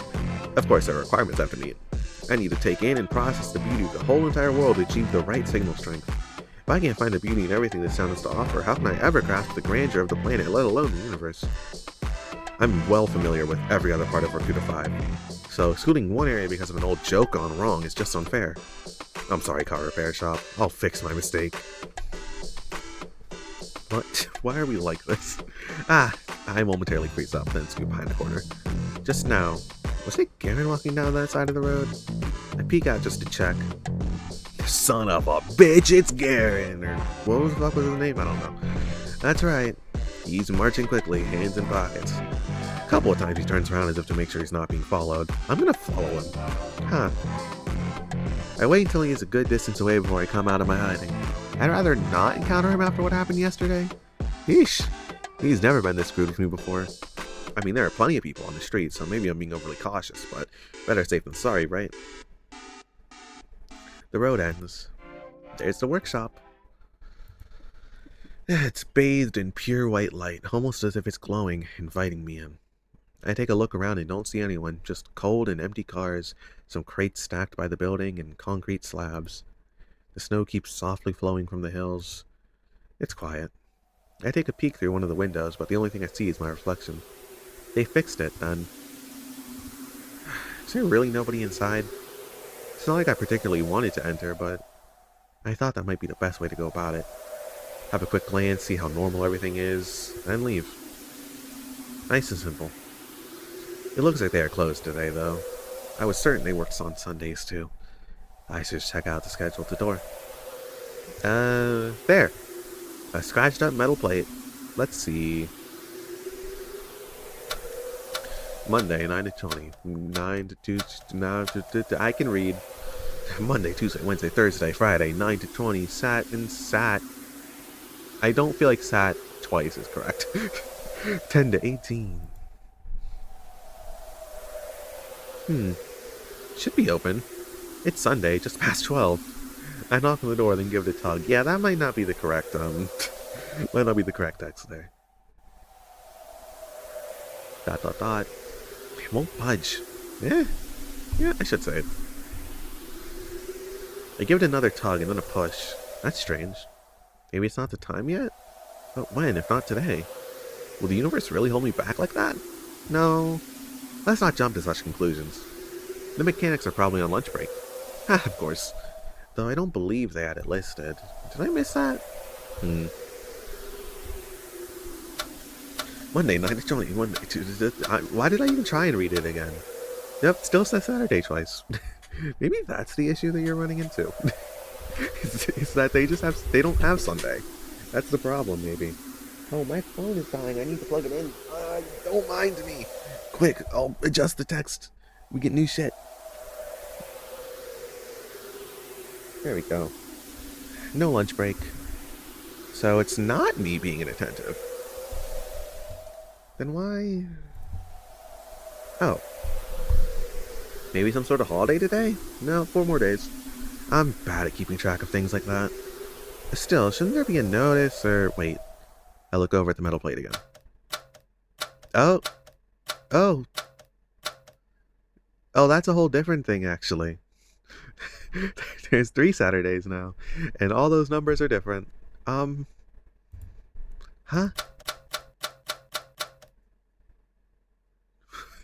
What the fuck? Wait. That doesn't seem like... What? I rub my eyes and blink intensely. Did I not get enough sleep? I'm just not seeing straight. I shouldn't have read so much before I went to bed. I need to focus. Focus, focus, focus. Read, read. You're literate. Read. Okay. Lock in. Chat, we're not locked in. We're not locked in at all. Haha. Matt. Matt, we're not locked in. We're not locked in at all. Why there's so many Saturdays. I don't... God damn it. Too many Saturdays. Alright. That's fair enough, I guess. This is an hour. This is a real time. 99.99? Yeah, that one's real. Why does...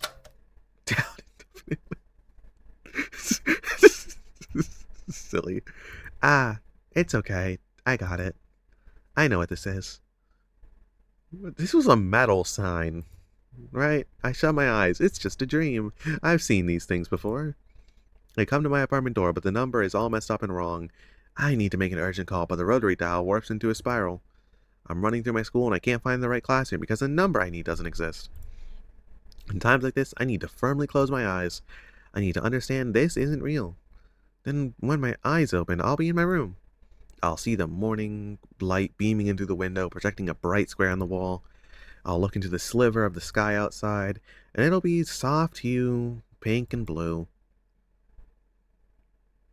That's pink. You know, you're half right. I open.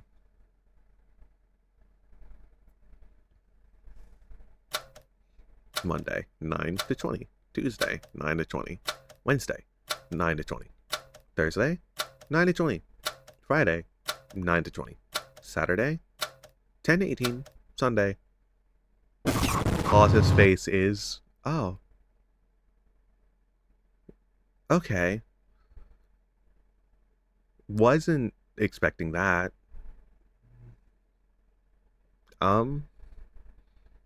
Yeah, alright, cool. I see. That's what it is. Okay.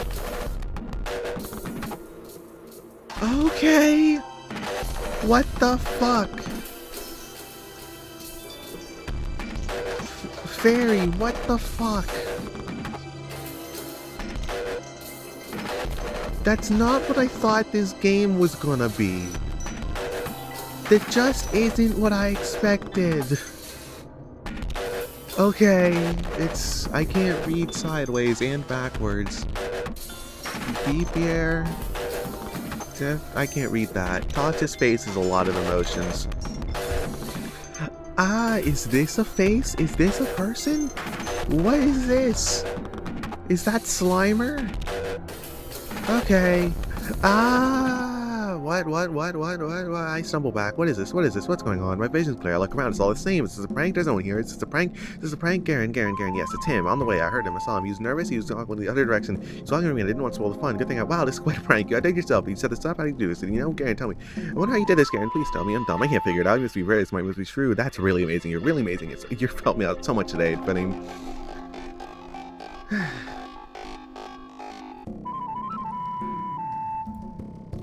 Today, I've set out to fall deeper than before, to fall deeper in love. Right now, I'm so full of love, I feel like I'm gonna vomit. I'm so grateful, my fingers won't stop shaking. Thank you, Vadim.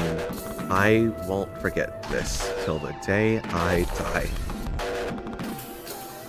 The window still won't let me peer inside. When I looked in the mirror, I saw a texture beating. It's way too bright, so all I see is my own silhouette. The snowfall's neither harsh nor light, because there is no snowfall, only snow. No, I misunderstood. Who said I can't peer inside? That's me. That's me behind the glass. I'm looking in and looking out at the same time. I'm looking in and looking out the window. I see. What do you see, Asya? What do you see from the inside of a sealed body shop? The same thing you see from the outside, Asya. The same blue sky, the same infinity, the same unfashionable goat. Oh, what was that? That's...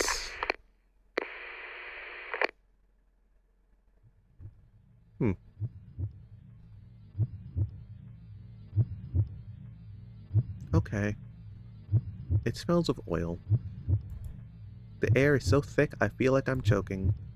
Ah, haha. It feels like I have grit under my nails. My hands are cold, it's dark. Am I covered in dirt? Everything's lined with sour dust, as if the void sticks to my skin and coats the inside of my mouth and lungs. It's almost enough to make me puke. Come take it to Anakin when I'm not doing that anymore. What are they saying? Is that processable? Come take your math. It's math. She was doing math. Yeah, I don't really know what that's supposed to say. Are they addressing me? How do they know that I'm here? Are they laughing? The voices have become completely unintelligible. The wall between us is becoming thicker by the second. I have to cry out to them. Maybe this time... Nothing comes out. Or does it? It's like my words collapse against the wall before they reach them. A wall. That's right. It's a dark metal wall. A closed door. A lock firmly shut. I've been banging against it, yelling, all to no avail. My body is too soft.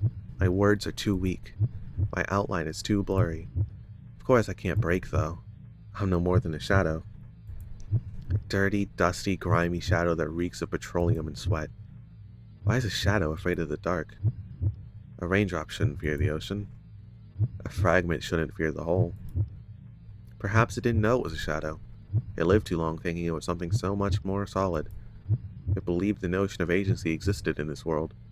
What a naive little shadow that was. The time has come for it to face the truth. The blurry shadow slumps down, head against the wall. The voices are a muffled mess, but there's no need to pay it any mind. Soon the shadow won't have ears to hear them with. Soon the shadow won't have to concern itself with anything. The smell of oil is sharp, but soon there won't be anything to smell it. The floor is cold, but there won't be anything to touch it. The pain is piercing, but soon there won't be anything to feel it. It's a good deal, isn't it? The shadow doesn't resist anymore. The void opens its maw. Get out.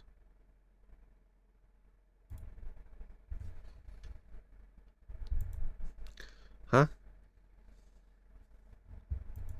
What? My head tilts upwards.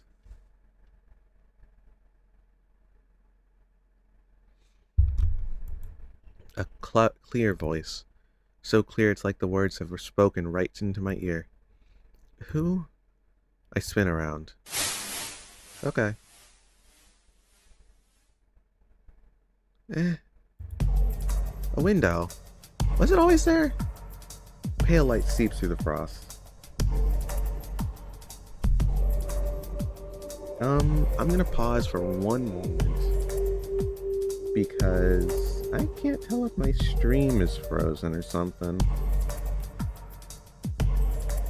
Or if just my phone is not picking up my stream anymore. Okay, yeah, no, it looks like it's good. Never mind. Alright, back to it. Pale light seeps through the frost. The thin glass barrier is impossibly far, but maybe I can... No, I have to. I stumble and grope my way through the darkness. Ah! My hand strikes against something cold and heavy. What's that? Metal? A tool? Doesn't matter. Something to grab onto. Gah. The weight steadies me. Well, this thing is hefty. Maybe I'm just out of shape. Yeah, I don't think you're in shape. You don't seem like the type to lift. No, that's not true. I do have a shape. My body is a steady form. Of course it does, because my hand is firmly clasped around the wrench. I feel its temperature, weight, and texture. It's there. I'm there. My arm rises. If this doesn't work, I'm going to be really embarrassed. Embarrassing? Who cares? You either do or don't. It's as simple as that. That's right. It is that simple. My arm swings down. That's, hopefully not bad. You... Who are... You? It's me and not Asya. Interesting. Asya?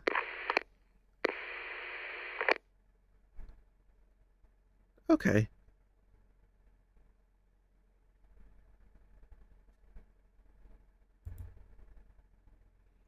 Okay. Yeah, let's just appear at school after that. December 22nd. That's a day has passed. Okay. Man, the constant dark is making me depressed already. I hate this time of year. Is it that bad? It's not like there's no light at all. You call that light? It's dingy mist all afternoon. Look, I got shoved into a smokestack. Can you go crazy from vitamin D deficiency? Do people die from that? I don't think so. And, personally, I find it rather nice. Everything looks so gentle. Bleh, it just makes me all moody. Guys make fun of me for that. Can you imagine? Ain't it normal to feel down when you're not getting any sun? I can't relate. I don't like the sun, and I never get it. I've heard it's pretty common, yes. You wilt like a sad little flower. Exactly. You're so right. I am a gentle rose freezing to death. I waste away, no photosynthesis, no water, no nothing. There. You'll get your sunlight soon. Not until the end of winter, I won't. Anyway, I wonder how we haven't run into you yesterday. I thought we'd see you by the library or something. Oh, I just went to the outskirts and had a horrifying experience where some, red demon thing kind of just appeared in the shop, and I was inside of a glass wall and a metal wall, and I was a shadow, and, it really, serene out there. Serene, you say? Yes, it is a little dim right now, but it's very beautiful too. Phew, I never thought of going out there this time of year. A bit too cold for walks, you know? Yeah, I understand. But hey, maybe I'm missing something. Like this season's charm and all. Huh? Maybe I'll tag along sometime. I could use a change of scenery. That would be great. Please do, whenever. Yay! Then count me in. Our recent hangouts have been kind of sucky. Oh. Not with you, with my friends. Some of them have been stupid curfews now. Half of us had to be home by 7. Yeesh, 7! Can you believe that? Oh. Wow. Why now? My parents are worried because of Ira being gone. I get it, but... It's been 4 days. Yeah. No news on your end, I figure? Nothing. Marina's face darkens. She sighs. The adults organized a search party this weekend. Maybe you've heard? No. My dad was home. Mom too. I see. Well, my brother went. And? She shakes her head. As expected. If the search party found anything, it would already be the talk of the town. It's comforting in a way, if they found Ira's body after so long. No, I'd rather not think about that. You know what I've been thinking? That she left the city? No. She has to be at someone's place. Of course, this possibility has also crossed my mind, but all the arguments in his favor sounded either too morbid or far-fetched. Do you mean she was kidnapped? Do you mean she eloped and I was right? I don't know. She could be staying on her own accord. But where would that be? I can't think of anyone Ira would trust that much. Well, there's the two of us for starters. Huh? We're the last two people that saw her, right? Who's to say one of us ain't guilty? But we weren't even that close. And Ira, she's not in my apartment. How do I know if you're telling the truth? I Marina, I don't like this joke.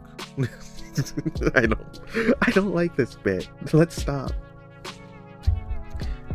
Sorry. I'm just speaking from the point of view of the investigation. Ask me the same thing, I'll stumble the same way. The only means to prove my innocence would be a house search. I kinda have a theory on what might be going on. You do? Yep. It's more of a hunch, but the more I think about it, Marina looks around. I don't like whispering about stuff like this in school, though. You know what? How about I call you later? Oh, like in the evening? Yeah. Can I have your number? Yes, of course. I pulled out a scrap of paper and scratched the digits into it with a dull pencil. Thanks. I have some plans before that, so I'll dial as soon as I'm back. Won't be too late with everyone getting dragged home at baby hours. 8 sound good? Sure. My bedtime's 7, but I'll stay up late for you. I'm going to the library anyway. Have fun out there. Well, sure as I'll try. You have an enriching experience. I will, thanks. Marina runs off. Man, I have to wait until evening to find out. I wanted to wind down a little after school, but now I'll be all restless. Well, maybe not. I haven't visited the library in a long while. Maybe that's why I've been so stressed in the past months. It's always nice and quiet there. I'm sure it'll help me relax. I make my way back to class. Oh god, here he is. Hey, Shubina. Hey.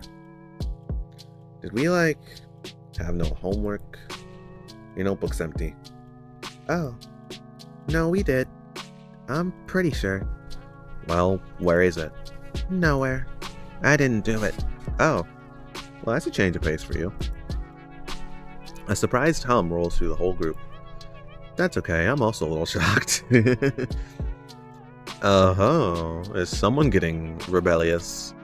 No, it's just slipped my mind. I'm pretty sure she mentioned not having homework over the weekend. Good job. Classic. Right. Taking some time off for yourself is great and all, but you gotta come up with a better excuse. I'm serious, though. Really? Yes. Huh. Well, that's good. It would be pretty selfish of you to start ditching homework altogether. Huh? We all rely on you, Yeah, you're the best. You're so smart. What would we do without you? Hear that? The people need you, Shubina. Okay. We'll forgive you this time, but don't get used to it. Anyways, Lakin. What? Pass the notes. The Russian ones? No, fucking Japanese. You're supposed to be smart, aren't you? Okay, there. Shit. I really did forget. After yesterday's prank, my head was all over the place. Okay, so that's what you're calling a prank. You said that there was a prank that happened there before, so that's the second time you've experienced this, and you just think that's normal. But what would I really expect from Asya at this point? It's kind of... Yeah, that's kind of just their whole thing. Really, school was the last thing on my mind. Although that does remind me, I turned towards the boys who are now preoccupied with copying Lakin's homework. Vadim? He clicks his tongue. You see, I'm busy.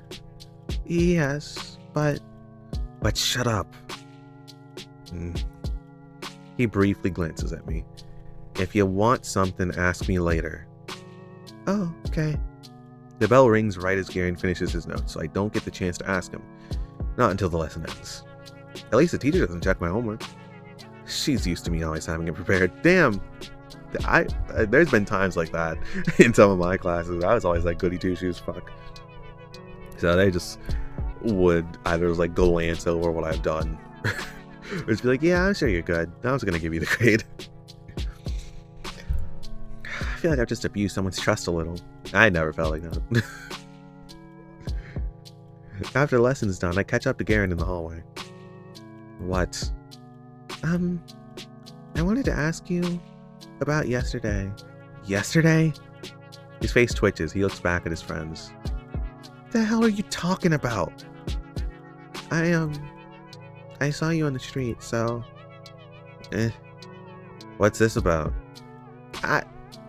It's whatever. You go on ahead, guys. Alright. See ya. Garen turns toward me before I can understand what's going on. I feel my side hitting the wall. Garen. Ow! That was a goofy face, and that's a serious face. What the fuck did you see? He dragged me. No, more like threw me behind the nearest corner. What the fuck did you see, Shubina? What do you want? I saw you walking from there, so I know you did that. The prank? What? The prank at the car repair? I just wanted to know how you managed to do that. And also how you knew. What? What prank? What the fuck are you on about? I know you did that. Don't pretend. I saw you walking looking guilty. It's okay, I think that's a pretty funny prank, all things considered. I only beat a little bit. I mean, I'd rather you didn't prank me like that anymore, but I've never seen anything like it. How did you do that? It was like a magic trick. Magic? The hell? Subina, are you fucking high? The hell do you think I did? Change the schedule. The one on the door of the car repair shop? I saw it. Why would I do that? Come on, Vadim. I know it's just one of your jokes. If you don't want me to, I won't tell anyone. It's just that... it's pretty obvious. I just want to understand how you knew about that. Garen cannot comprehend the bullshit that Asya is on. Garen takes a step back, looking me up and down. Did you have a weird dream or some shit? No. Why can't you just answer me? He sighs and runs a hand through his hair. I know you don't get out much, but stores change their working hours all the time. It's freaking normal.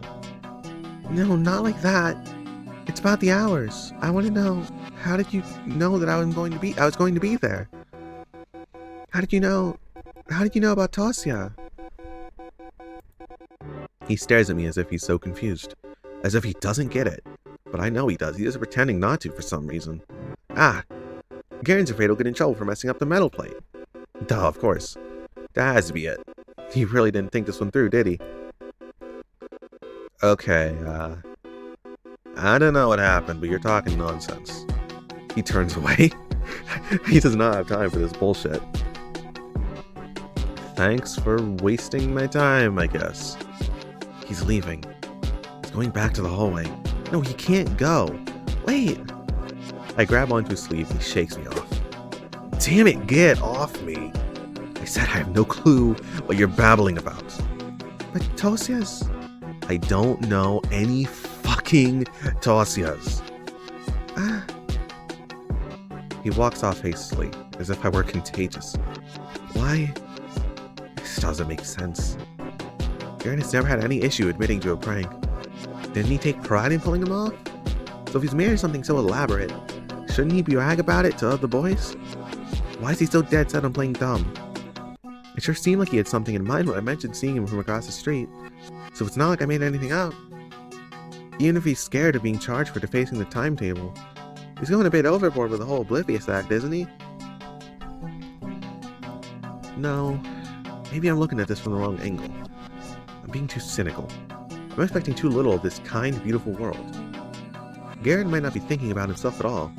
I didn't even consider this possibility, but what if what he's feeling isn't fear? What if it's regret? It's never happened before. He's never been one to show remorse, and why would he? Why should he? It's all just harmless games. You gotta learn the meaning of that word. But maybe he realized that yesterday was a little too much? So when he saw how scared I got, he chose not to tell anyone. He thought it would be better to act like it never happened, just like those boys did. Of course, he never apologized. There's nothing to apologize for. But not gloating about it for Garen, it's as good as saying sorry. Hi, Mr. No-Face. Garen, it must have taken so much from you. Is that why you look nervous? You were already doubting yourself, regretting your actions, and you fled the crime scene? I'm sorry, I didn't understand what you were feeling right away. I didn't get why you denied it all so fervently. But it's okay, I see it now. I didn't hear the conversation with Marina.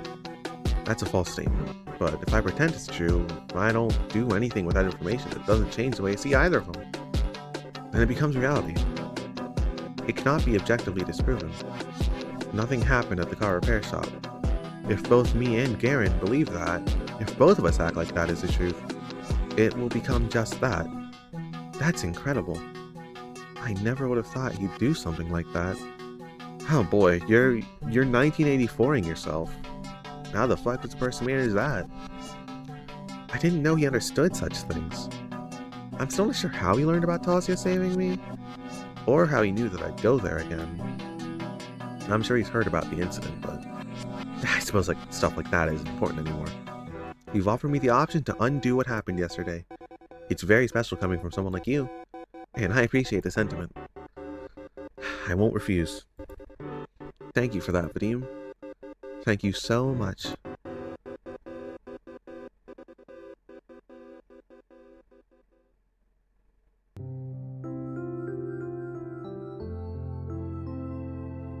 The town library. It feels like it's been ages since I last visited here. Objectively, it's very small. My mind involuntarily compares it to the Lenin Library in Moscow. I was so blown away by its sheer size during our 6th grade field trip.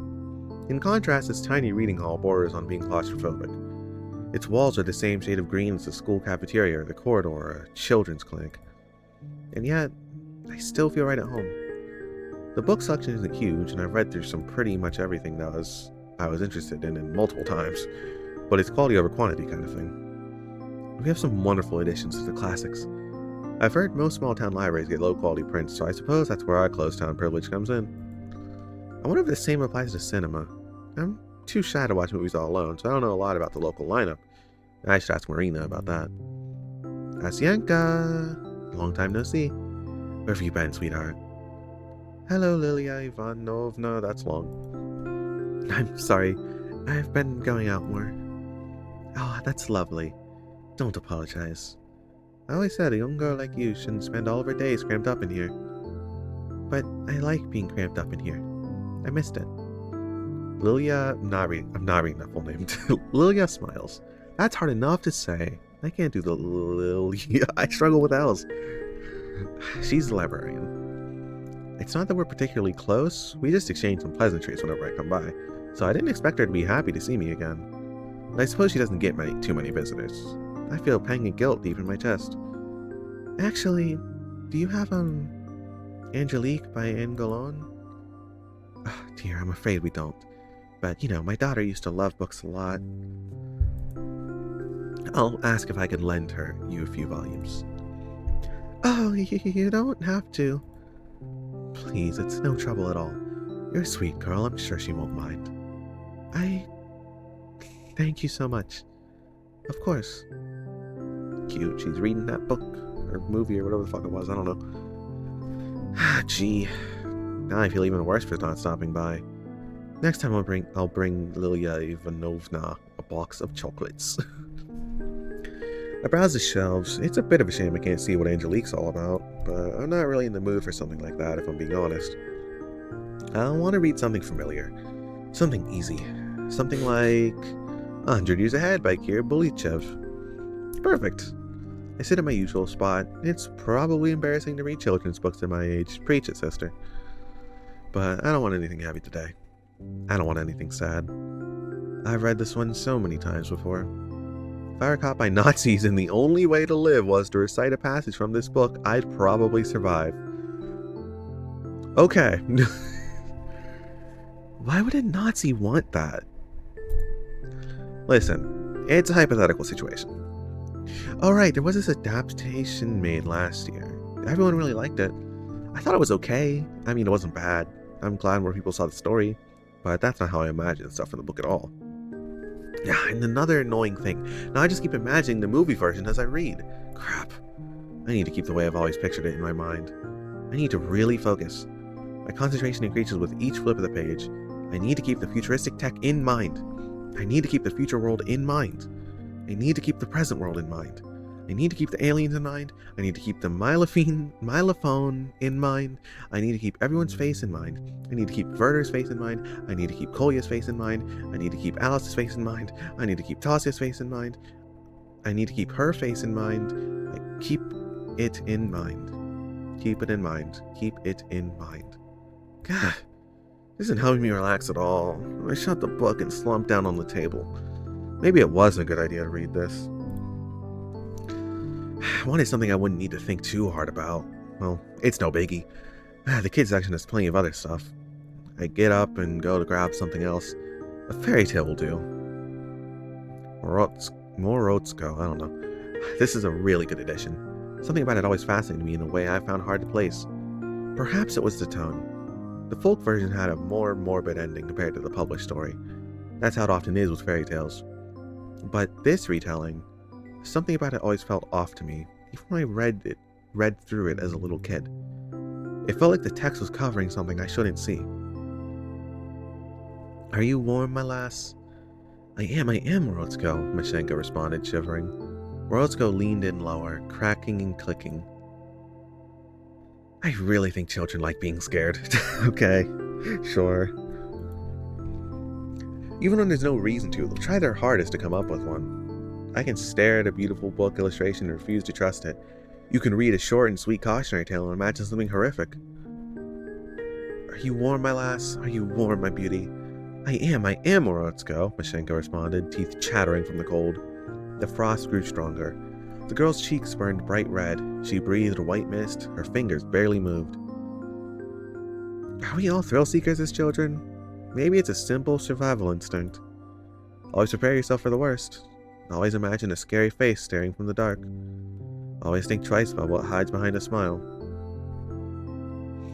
Are you warm, my lass? Are you warm, my beauty? Are you warm, my dear? Oh, so warm, Morozko, the girl responded, her voice growing silent. No, that doesn't sound right. What a depressing life it would be if we always had to scare ourselves into experiencing the best moments. At least I'm not like that anymore. I don't imagine scary things where there were none. Because I know the world better than that. I know there's way more to love than there is to despise or fear. It's not some impulsive emotional choice, no, it's the only rational conclusion to everything. Then Morozko took pity on the girl. He wrapped Mashenka in a heavy fur coat, covered her in a blanket of snow, and warmed her up. Pink. Right. I'm flipping through one stunning picture to another. This is far more enjoyable than the original. The folktale is predictable. It's so simple and crude, it's underwhelming. The good girl respects the rules of the ritual and lives. The bad girl breaks the rules and rides back to her mother as a frozen corpse. It's an interesting piece of folklore. But the idea of it, I'm not sure what a modern kid can glean from that. Maybe Garin was right. I am getting rebellious. Although, if we look at Morozko, the entity, as if he were the extension of the universe's will. Oh, I think I'm getting it. The real meaning, of course, that's what it is. Morozko is the natural order. It's the will of the world. Yes, you may fear it. You can find yourself in a situation when any positive feeling toward it may seem impossible, but you must gather all your strength to love it still. And then, you will surely be rewarded. Yes. Now, how have I never noticed it before? It's been parading me over the head all along. Now I see. In that sense, it's an incredible story. In that sense, every child across the world has got to read it. I look down at a page I've never seen before. It's Morozko and Mashenka and every other character's face smiling wide and looking right at me. I did it. I got the message. It's a lesson you've been trying to get through to me all these years. I finally understood it. This is my little celebration. This is my acknowledgement. Today I realized something very good and important. I stare at the page, this never-before-seen page, and I am filled with gratitude. How have you read this book so many times and never read the last page? I have a... Girl, why don't you finish books? I know that it's just for me and my eyes only. Nobody in the world but me has seen those smiles. What an incredible honor. I'm such a lucky girl. Goodbye, Lilia Ivanovna. Oh? Goodbye, Asya. Stay safe. Of course I'll be safe, because I've got this amazing blessing, this acknowledgement on my side. I'll be okay no matter what. Until you go to that car repair shop again and get traumatized. Or, you don't get traumatized. You just ignore it. I'm the one who's traumatized. Ah, who's calling me? Oh, the Marina, obviously, though.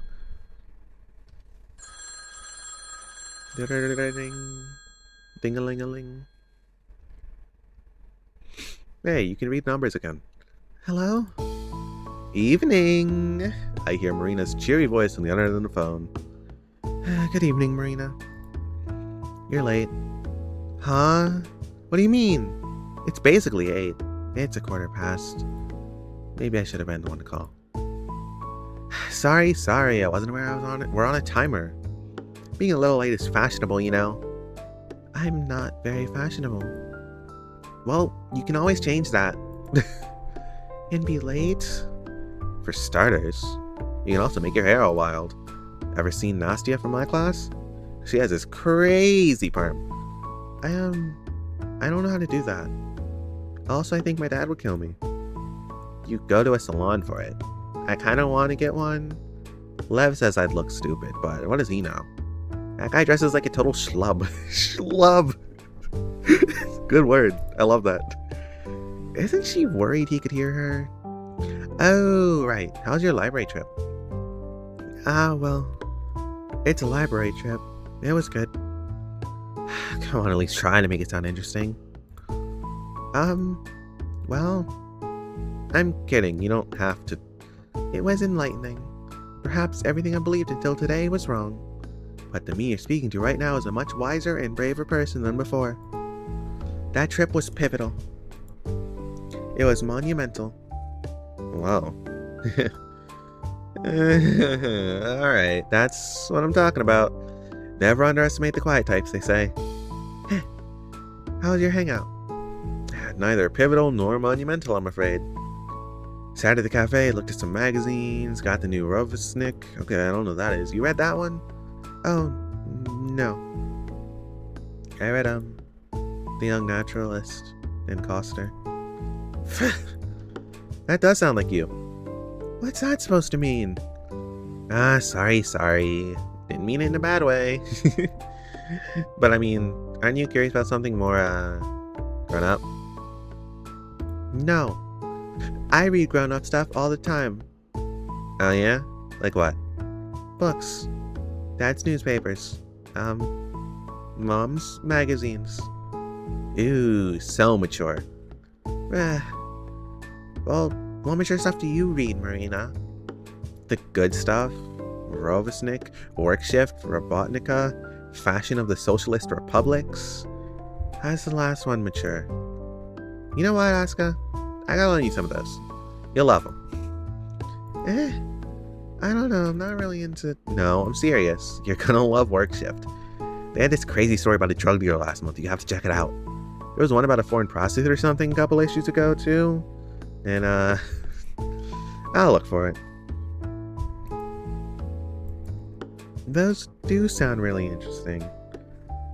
Oh, I gotta hit a thing. Phone's fucking up. There we go. Alright. I'm not sure my dad will like me reading that, though. That's so... Well, then we can read together. Really? Yeah. I'll bring some this week. Okay. To be quite honest, I've been curious about those publications for a while. Last year, I even brought myself an issue of Rosevitsnik. I read all of it in one sitting. But then Dad found out, and, well, it wasn't worth it. I guess I could just buy the issues and read through them right away. Then, I could throw them away, but that sounds really wasteful. Oh, maybe I could donate them to the library? That's not a bad idea. Not a bad idea at all. Although if Marina will share her magazines with me, I might as well save my allowance.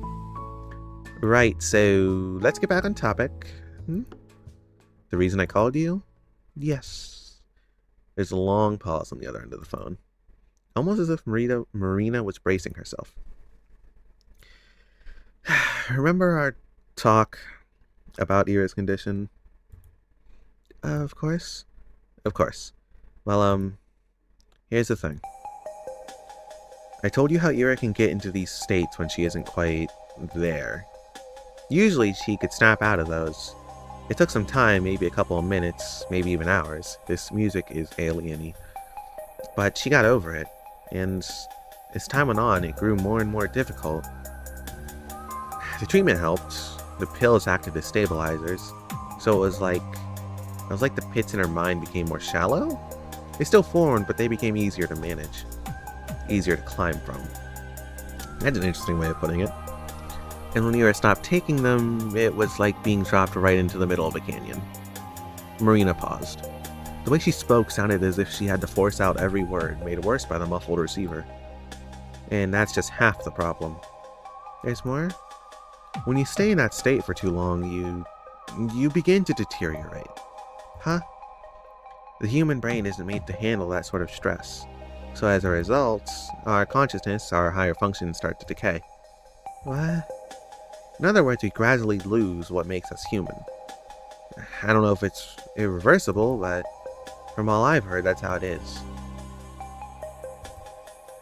I feel a cold lump in my throat. Higher functions deteriorating? Losing what makes us human? Just what? What the hell kind of illness is that? When we saw Ira that day, it seemed like she'd been out of it for hours. So there's a high chance that if she didn't snap out of it soon after, her consciousness began to fall apart. Huh? But here's the thing. She couldn't have run off in such a state. Finding a place to hide would also be extremely difficult. She wouldn't be capable of coming up with a covert hiding spot. At least not anything that multiple search parties would manage to overlook. So, what do you think she did? She went home.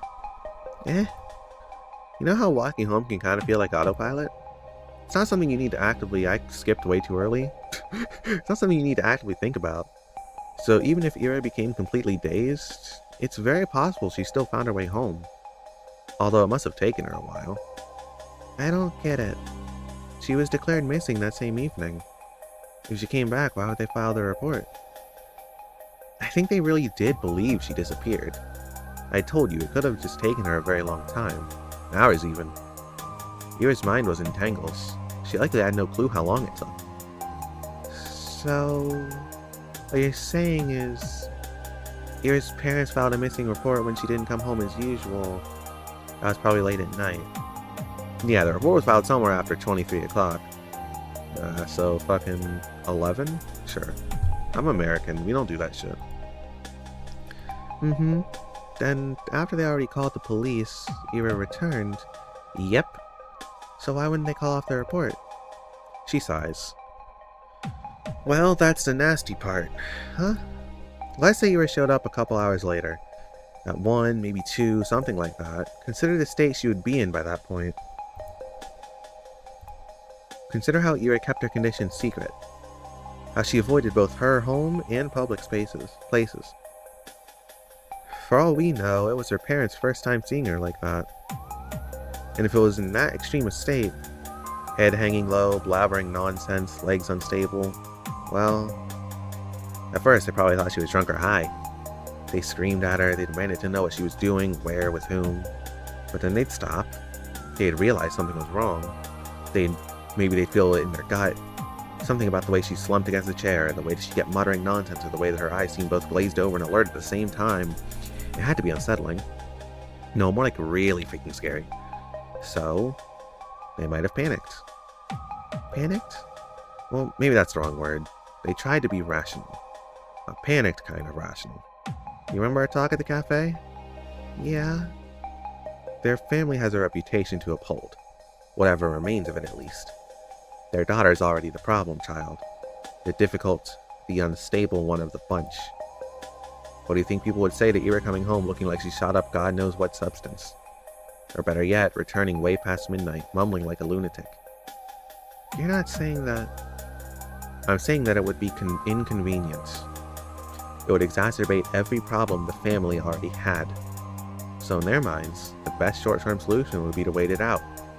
Wait for Ira to come home from whatever drugs she was on. They would announce she returned only when she's presentable. But if she never came down, they probably thought she'd be okay by morning. But if not, well, Then, wouldn't they take Ira to the hospital? I doubt they would. They wouldn't want the public to see her in such a state. And Ira's mother is a nurse. She'd probably try to handle it by herself. But that's... Wouldn't they say she was sick or something? Why keep the report? She still came home under suspicious circumstances. Perhaps they thought it would be better to come up with something first. They thought they'd let her recover and then declare she's back. But before they knew it, a couple days have already passed. Calling off a report like that so quick would also be pretty embarrassing, you know? That's still... This all sounds a little far-fetched. Yeah, you're spinning a tale. I feel like maybe you know some experience or something that is making you come to these conclusions, seeing as the whole you and Vadim situation, but... I don't know, we'll see. But also, I can't deny the possibility. I don't know Ira's parents personally, but even I'm aware of how dire their reputation is. Would they really go this far to protect it? Are the people really capable of things like that? Crap. Crap indeed. But if everything is as you said it is, and Ira still hasn't come down, that means... Yes, her condition is only getting worse. We have to do something. I look around. The TV is still playing in the living room. For a couple of seconds I stare at the door, holding my breath. Asya? You good there?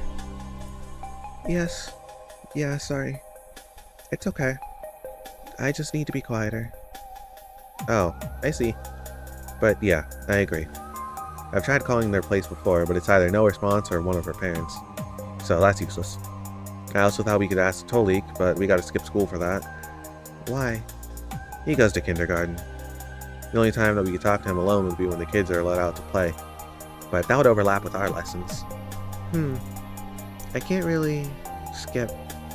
That's fine. I can. Really? Sure.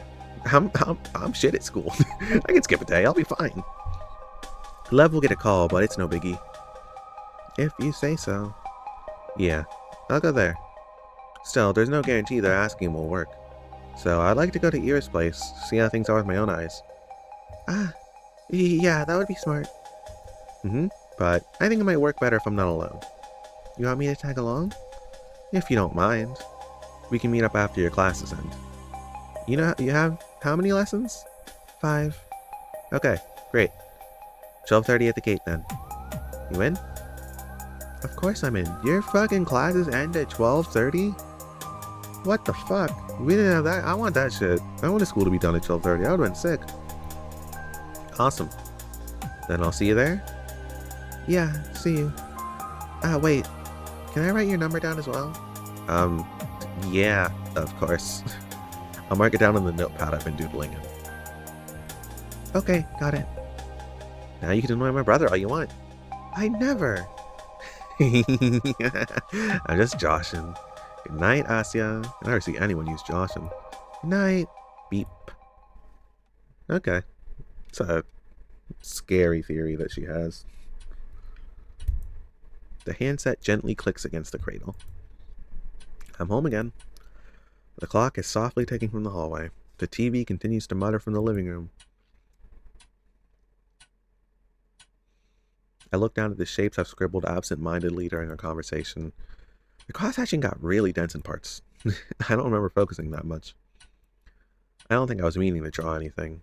I don't think I was yet. When I look at the shape more closely, when I scan its dark, blurry outline, my eyes glide over its hunched back, then down the wave of hair, then deeper, closer towards where this face is meant to be. The shadows shrouding it are too heavy. There's just one thing my mind can parse. 2 things. I smile as Ira's frightened eyes are locked with mine.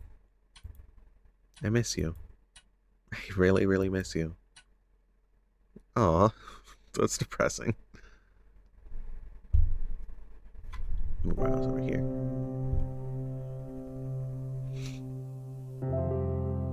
December 23rd. The sky hangs low. The teacher's droning on about some historical battle by the blackboard. I can't force myself to listen. The only thing that matters right now is what Marina and I have set out to do. As soon as the last bell rings, I rush out of the classroom, down the corridor, down the stairs, and down another corridor, and to the cloakroom, then outside. A wave of cold hits my defenseless face, so I hastily tied a scarf that I've been left hanging loosely from my neck. Asya! Marina's waving at me from the gate. I start running towards her, but...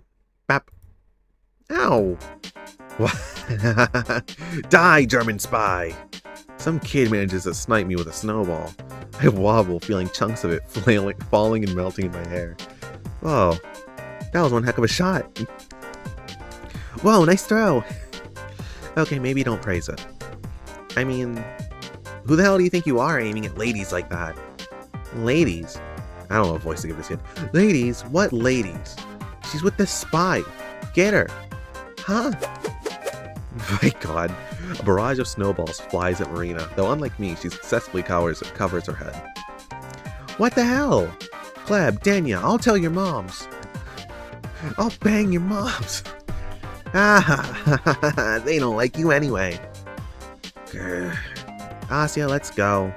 Grab my hand. I'm gonna drag you again. Yeah, let's. We run across the yard, our poor sides catching the brunt of the artillery fire. Jeez, where do they learn to throw like that? Honestly, it's pretty amazing. They must be great at Lapta. What the fuck is Lapta? Do children play Lapta anymore? I don't fucking know. What's Lapta? God, the hell's that about? Stupid kids. When I get their asses... I didn't do her voice. When I get their asses, Marina huffs, slapping snow off her battered coat. I do the same until a rather unpleasant laugh sounds nearby. Nice running, you hens. Arent walks through the schoolyard to us, completely unfazed. Marina grits her teeth. Pratik. Hey, you there. Why aren't you firing at him, huh? Oh yeah, why aren't you guys? Say it loud and clear. 'Cause you're our boss. Aye aye. Heard that? What? Are you like their nanny? Their boss.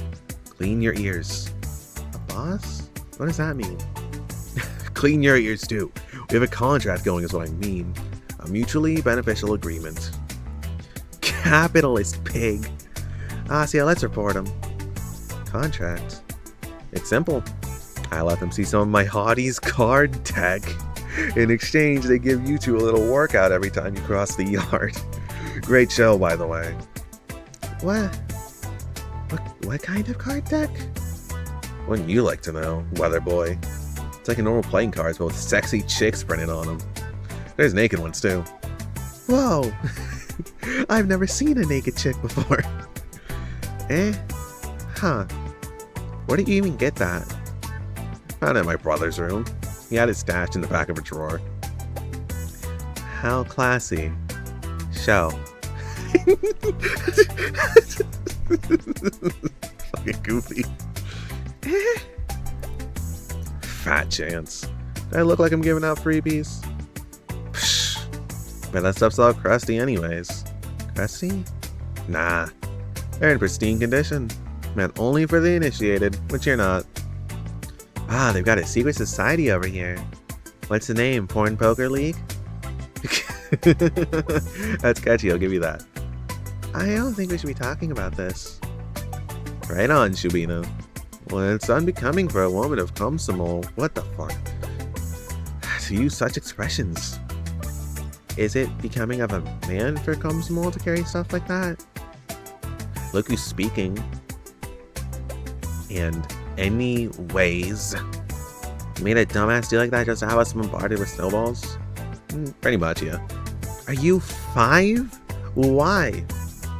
It's payback for having me run your stupid errands. I think it's pretty fair, no? Errands? Alright, forgot to tell you yesterday. I called him right after we talked. Eh? He cooperated? He's coming with us to his apartment. He's coming with us? Oh. Wow. Yeah. My eyes dart from Kareen to Marina, hoping that it's all a joke. I knew we weren't exactly going to have fun, but I'd really rather not have to talk to him longer than I have to. You're starting to not like him, finally. But why? And I have a hunch that simply asking them to come inside won't work. That's what we'll have to use for Vadik's brainless brawn. Brainless? Me? Aren't your own grades in the shitter? Huh? They're not, but thanks for your concern. Fucking love her. And even if they were, since when are grades a mark of intellect? That's such an outdated idea. You know, Albert Einstein got really crappy grades, and he's like the father of modern physics. I'll tell you more, the whole idea of a graded academic performance reeks of classism. It goes against everything the Great Revolution stood for. If it were up to me, this whole rotten system would be abolished. Marina, are your grades really okay? Don't talk about it. Let's go to Ira's place. She's fucking stupid. I love it. So, you know everything? Depends what you mean by that. More or less, yeah. He knows my theory. I know it's dumb. I didn't ask for an opinion. We'll just go and see if it has any ground. Wait, so you told Vadim about Iris? What? Her illness? Don't worry. You won't tell anyone. How are you so sure? I won't. Huh? We have a promise. I'm not snitching. I don't believe you. He owes me big time. That's kind of the reason he's here at all. Don't try and treat me like you're a lapdog now. I'm not doing shit for you after today. Yeah, whatever. I look at Garen. Him knowing those things about Ira, those really compromising, shameful things, it just doesn't sit right with me. I can't imagine the Garen I know keeping something so juicy to himself. Though then again, I couldn't have imagined Garen feeling self-conscious about a prank that might have gone too far, right? It's not that Garen is incapable of being honorable, he just isn't by default. It's that I am entirely too prejudiced. Oh, woe is me. There is nothing wrong with Vadim. He's a normal person. Woohoo! And anyways, I always knew that chick was a psycho. So she's a different kind of craze now. Big deal. Big whoop. That's how you want to spin it. Shit. Oh, by the way, what's with the kid? The kid? Her brother? You said you're gonna ask him if she's home? Oh, right. How did that go? Ah, that. Yeah, about as well as you'd imagine. Figures. I mean, I saw Tolik when everyone came outside. Called him to the fence, tried asking about his sister in like a gentle manner. You know, not too directly. They got all clammed up and ran away. Duh, what did you expect? Sounds nutty as shit. Huh? It's not nutty. Oh yeah? Sneaking into a kindergarten to ask a preschooler if his parents are holding his big sister hostage is now normal. In what world? Hey, you make it sound so much worse than it was. I didn't say it like that at all. Who cares how you said it? I'm kind of curious how she said it. I don't trust that she said it in a normal way at all. It's the same thing. It's not. It is. It's obviously not. It totally is. It's not. It is. It is. It's not. Please stop. Right, what the hell? You're acting like a freaking toddler. I'm acting like a toddler. What about you? I'm not the one who started it. Hey, maybe you should have stayed back at that kindergarten. Would be more your speed. Asya, shove some snow in his collar. Oh yeah? You want to try that, Shubina? I wasn't going to, no. Why not? Because she has a speck of common sense, unlike some people. Why do I have to do everything around here myself? Marina leans down to grab a chunk of snow, then turns to Garen with a determined expression. Hey, cut it out. He starts to back off, also scooping up a handful of snow. These are morons. What's that? You scared? Scared? No. But I ain't going down without a fight. Oh, you want to fight? I'll give you a fight, alright. Guys. Yeah, I see how they used to be friends. I don't know. Oh shit, I didn't mean to skip that. Take that! I don't know what the fandom's like for this game. Assuming there's one. I hope there's one. That'd make me happy. But I just feel like they ship those two. I just feel like that's a thing. Anyway. Yeah. Nice try. Wait, get back here. Marina and Gary get into an awkward game of tag, trying to stuff snow into each other's jackets. Just throw them. Just throw the snow at each other. Make it simpler on yourselves. I try to go out to them again and again, but it's like I'm not even there. Ugh. This is already a mess.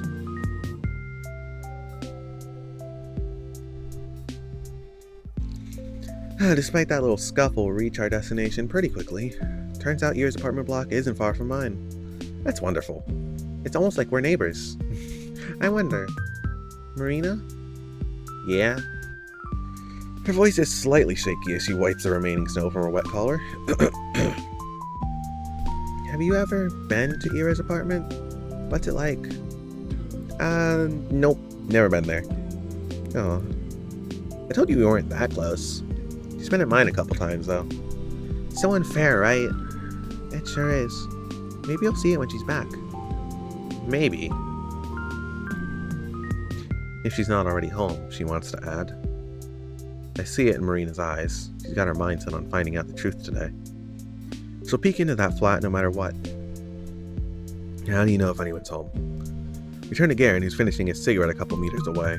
He still has some snow chunks stuck to his hood. I'm glad you asked. I had plenty of time to spare before going to kindergarten. So what a sentence. So I stopped by the hospital and asked them about Nurse Krachevskia. So she works night shifts? Better. She hasn't come into work since Ira disappeared. Huh. You hear that? Looks like my theory isn't so stupid anymore, huh? It's still pretty stupid. Marina sticks out her tongue. Why do you keep calling it that, Vadim? I don't think it's that dumb. You serious? She came up with a batshit conclusion, then twisted everything else to match. It's not too wrong. The hell? That's not true. Yeah, I felt a similar way. Asya! Sorry, Marina. But it does sound a little bit like that. Still, I wouldn't call it, batshit. Even if it is a little out there. Out there, huh? You know, there's even a 1% chance he's in there. I have to try. I don't care how dumb it sounds. I agree. You never know until you check. She has just such a no-thoughts smile. Sabina, you can say that about freaking anything. You can. But incredible things happen all the time. So, I don't believe we should be calling bold ideas super crazy or anything like that. Bold ideas, please. Aliens crash landing into Tunguska is a bold idea. It's some cheap twist you got from a detective novel. I think both of these are rather bold, though I believe it was a remote energy transfer in Tunguska. Heard that one. Seems far-fetched. I was in my witness reports and nothing there suggested electricity. Well, electrical explosions and fires of that magnitude won't look too different to an outside observer, I think. And it doesn't have to be electricity, right? There are other forms of energy out there. Nikola Tesla could have given something else a try. Please, Tesla is the electricity guy. You think he'd randomly start playing with, I don't know, plasma? Actually, I was thinking of something like lasers. Guys, what the heck are you on about? Right. That's all we should be concerned with right now. Their dynamic, now that he's not being a complete dick, pretty funny. Okay. Why am I even surprised? Why did I accept that she was being the mature one for once? It's been proven to be a meteor. The thing exploded in the lower atmosphere, and that was that. They even ran like simulations of that stuff. Everything lined up perfectly. Jeez, and I'm supposed to be the crazy one? Well, that's a load of crap. First off, think everything's that simple. Occam's razor, my friend. Occam's razor. I see you, fairy. I see what you did there. I'm on to you. And all the evidence points to a meteor anyway. So you've got no case. Well, there are some inconsistencies. Such as, like, this had to be either a meteor or a comet, right? I think the comet theory is most popular, but comets have a relatively smooth curve to their trajectories. If this was really a comet, it would have burned up in the atmosphere at a much higher altitude. Well, it could still be an asteroid. The name's literally Tunguska Meteor. And where's the debris, genius? Where's the crater? I said that it exploded in the air. There wouldn't be a crater. then there would still be chunks of it scattered around. They scoured the whole area and nada. The chunks, the debris could have disintegrated from the heat. The blast was huge, right? The people in the villages nearby felt this intense heat wave. It could totally melt the thing. Melting? I know you sucked at physics, but that bad? Oh yeah, because your alien spaceship version is so realistic. Actually, there's also extinct comet theory. Our conversation continued like that for the next couple of minutes. Wow, I never guessed I would discuss a topic like that with my schoolmates, let alone these two morons. Especially Karen, let alone this moron. Even though everyone's opinion is so different than the exchange borders on it being a full-blown argument. I think I'm having fun. It's strange. It wouldn't be much of a dialogue if everyone sat nodding their heads in agreement, I suppose. That much is obvious even to me. I just forgot how things are like this are meant to feel. When was the last time I've done this? Have I ever done this? I don't feel like you have. Maybe I never have. Maybe I was never supposed to. No, I'm not sure myself. If I were never meant to find myself in a situation like this, then the only way this could have been made possible is through a blessing. That's the only sensible answer. The only reason why I can enjoy things like this, despite my inadequacy. Of course, naturally it's a gift.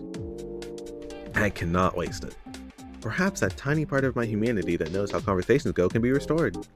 Is that why something so improbable has been allowed to happen? Maybe I'm being too hopeful. In any case, it's yet another thing I can be wholeheartedly grateful for. Alright, enough space talk. Let's do what we came for, shall we? Yeah, let's stop being idiots. You'd never ask. Marina gives us a reassuring smile and we all head to the entrance. It's the same as all the other residential buildings in Recruiter 5. A long 5-story block with evenly spaced out canopies at its base, each hiding a metal door with a code lock and a bulletin board on the side. Oh, okay. If someone took a photo of it and then told me it was my house in the picture, I'd believe them without a second thought.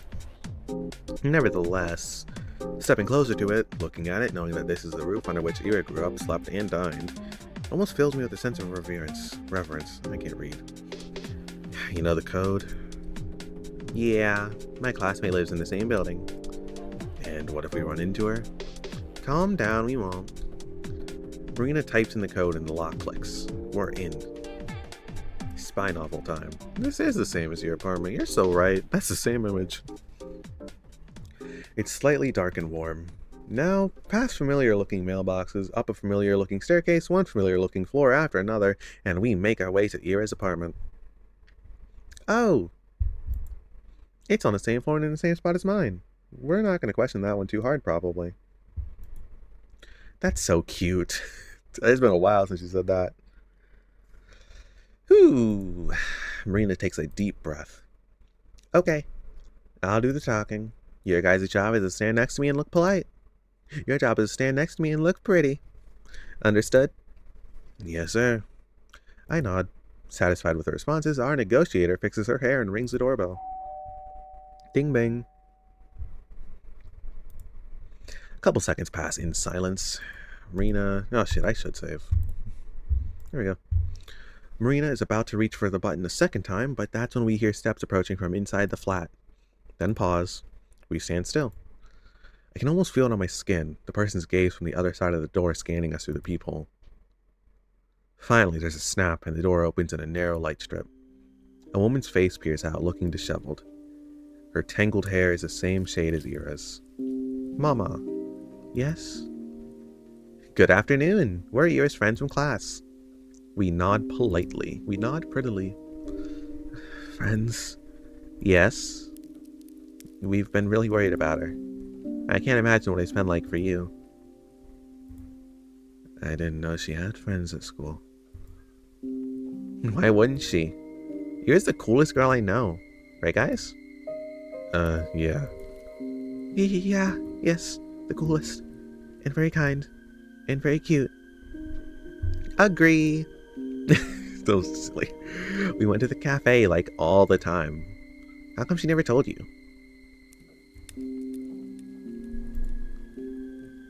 In any case, I apologize if it's any inconvenience, but I promise it won't take you long.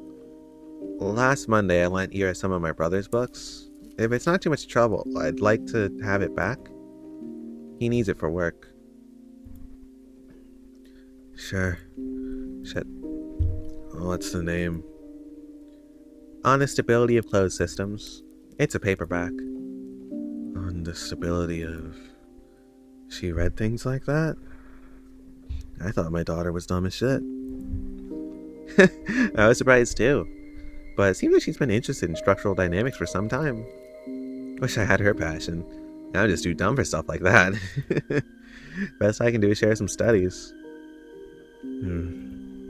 I see. Something softens in the woman's eyes. My bumfuck daughter has friends. Whoa. Okay. I'll go look. Oh, that's alright. We can... The door slams shut and we hear the sound of a turning lock. Then the steps retreat into the apartment.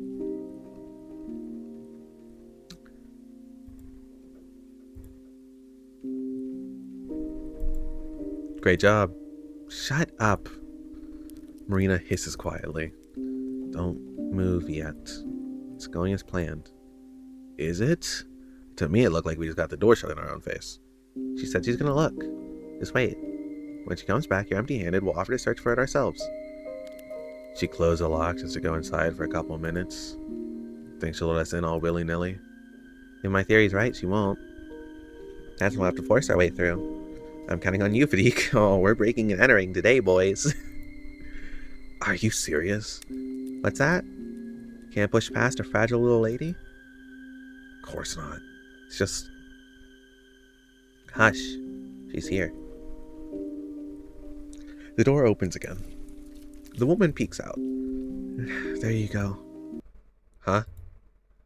A hand emerges from the slit holding a small softcover volume. Your book. Marina's gaze slowly moves between the tome and the woman's face. She reaches out and carefully accepts it. I don't think he prepared for the idea that maybe, her mother also reads. Thank you. Thank you for being friends with her. The door shuts. Good job, gang. Really nailed it with that one. Marina flips through the book's pages absentmindedly. So, did you actually lend Ira that book? No. I don't think so, no. You don't think so? She shakes her head. She gives me the tome and starts digging through the bag for what must be the 4th time already. Damn it! Where is it? What the hell? I look down at the Stability of Closed Systems in my hand. Just like Marina said, it's a small paperback and a worn-out one at that. The year of issue says 1966. I open the book on a random page. If we are to arrange the components in order of cognition, the list will go as follows, starting from the highest. Moral belief, prejudice, subjectivity, objectivity, the desire to create, the desire to change, the desire for happiness, the desire for status, ambition, confidence, self-esteem, self-image, the desire for kinship, the desire for family, the desire for intimacy, the desire for a healthy body, the desire for stable income, the desire for plentiful resources, the desire for shelter, food, water, sleep, sex, procreation, excretion, breathing, homeostasis, soul. The exact sequence remains a subject of debate. That being said, the soul is ubiquitously accepted as the root for all cognitive function at the time of writing. Each subsequent component following the root is a result of varying degrees of deviation from the base code, which... Are you digging for gold in there? I took our copy with me to show her mom in case we ended up searching the room. But it's... Huh. She goes silent, her movements slowing to a halt. Marina? It's not here. She stares into her empty bag with an expression I've never seen before. Then she lifts her head and takes the book from my hands. The way Marina looks at it is as if she's trying to compare the item in front of her eyes to the memory of the one she held this morning. Could be a different copy. She softly shakes her head. I don't know. Maybe you did lend it to her? Marina doesn't respond. I look at Garen, but find myself unsure of what to make of his expression either. He wouldn't miss an opportunity to make a joke about this, right? Marina looks so lost. It would be a very cruel... No. It would be a very Arent thing to do. And this serious face. Seeing him with a face like that is oddly disconcerting. So it worked? Huh? Marina quickly slips the book into her messenger and turns to us, wearing her usual chipper grin. Guess old habits die hard. I'm the same old airhead.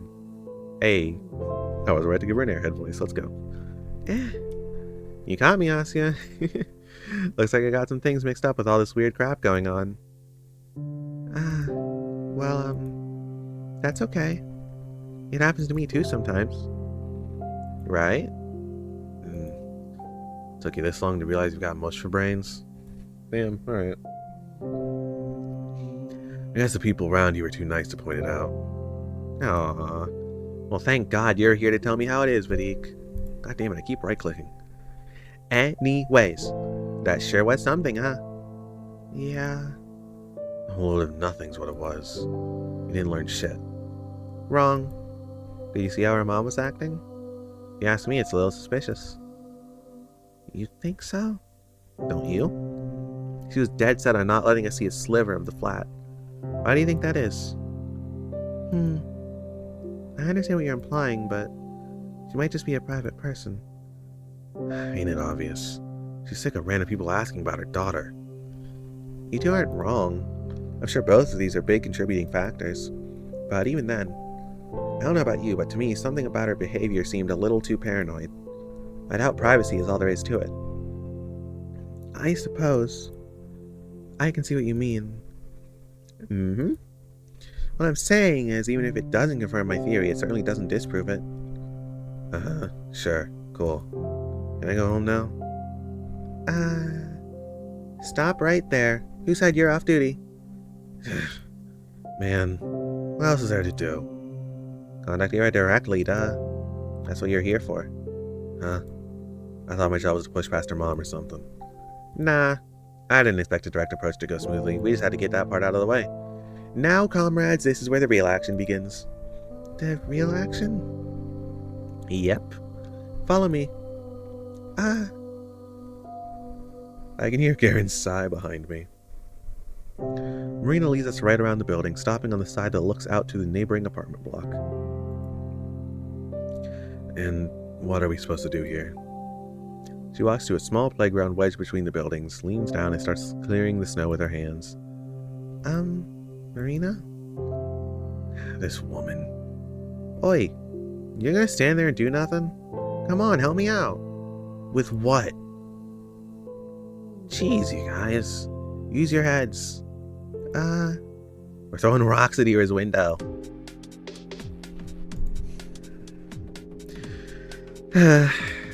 You know, I had hoped that wasn't all her plan was. She's not beating the airhead allegations. Garen shakes his head in disbelief. You fucking moron. Well, it's pretty normal suggestion, all things considered. That's what I'd like to say when I look up to the 5th floor where Ira's room is supposed to be. But isn't it a little too high? Asya, that's what we call a defeatist attitude. If it were the Great Patriotic War, I'd have to shoot you on the spot. What? It really is high, though. Think you can throw that far? No, I'm trying. And I'm kind of betting on you to make the shot. Or will that be too hard for you? Of course not. I was talking about your noodle arms, not mine. Marina lets a smug little laugh. Meanwhile, Garen cautiously looks over the building. So, which window was that again? Should be the one over there. See, with the teddy bear? Ah!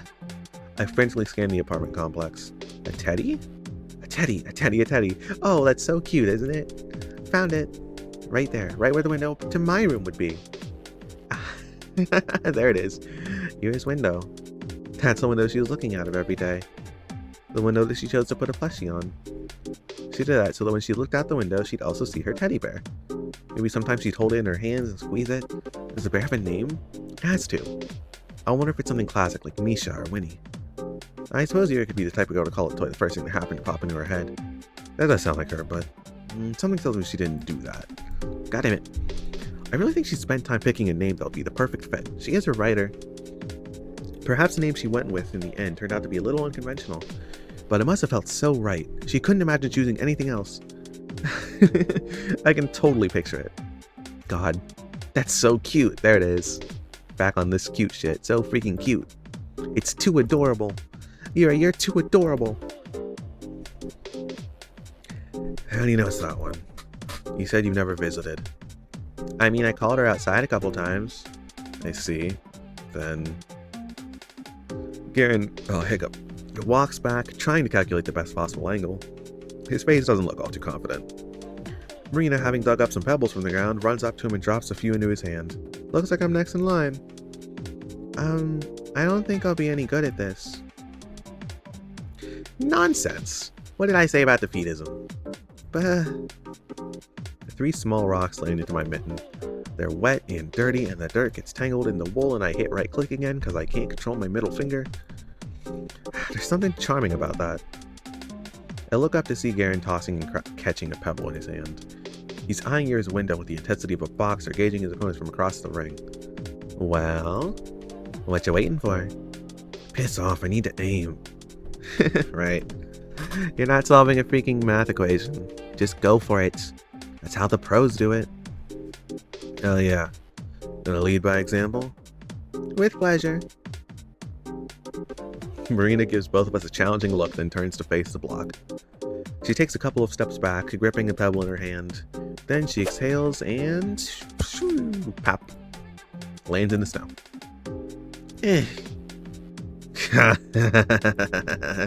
That's not even close. Shut up. It didn't even reach the wall. Hey, listen, it's the spirit that matters. You think the pros get to the national level without a couple of fumbles? No. It's a rocky road. Victory starts with a mindset, a goal-oriented mindset. That's true.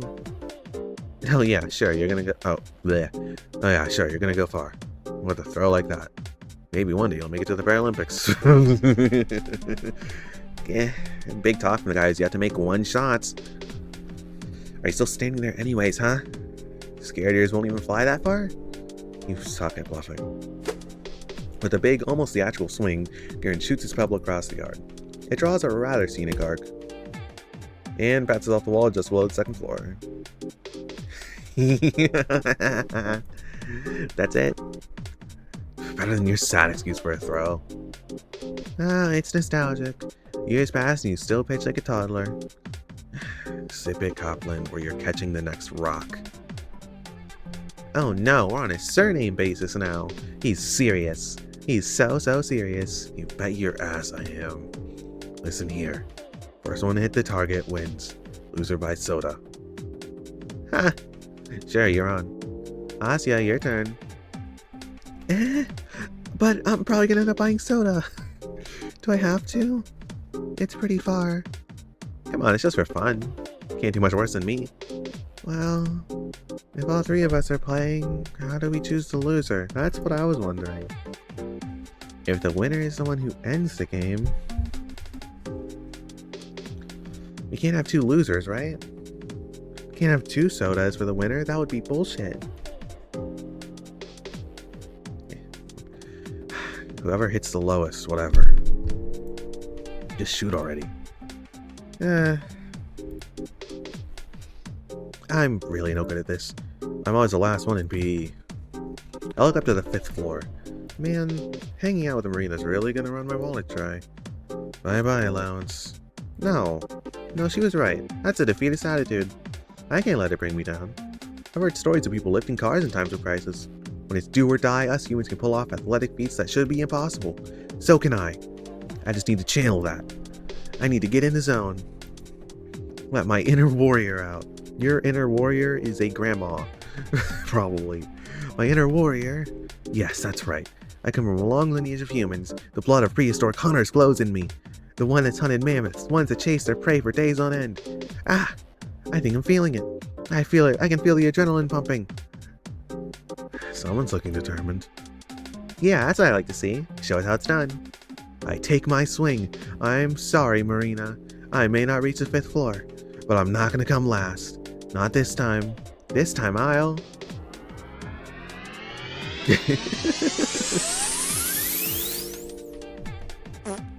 Boink.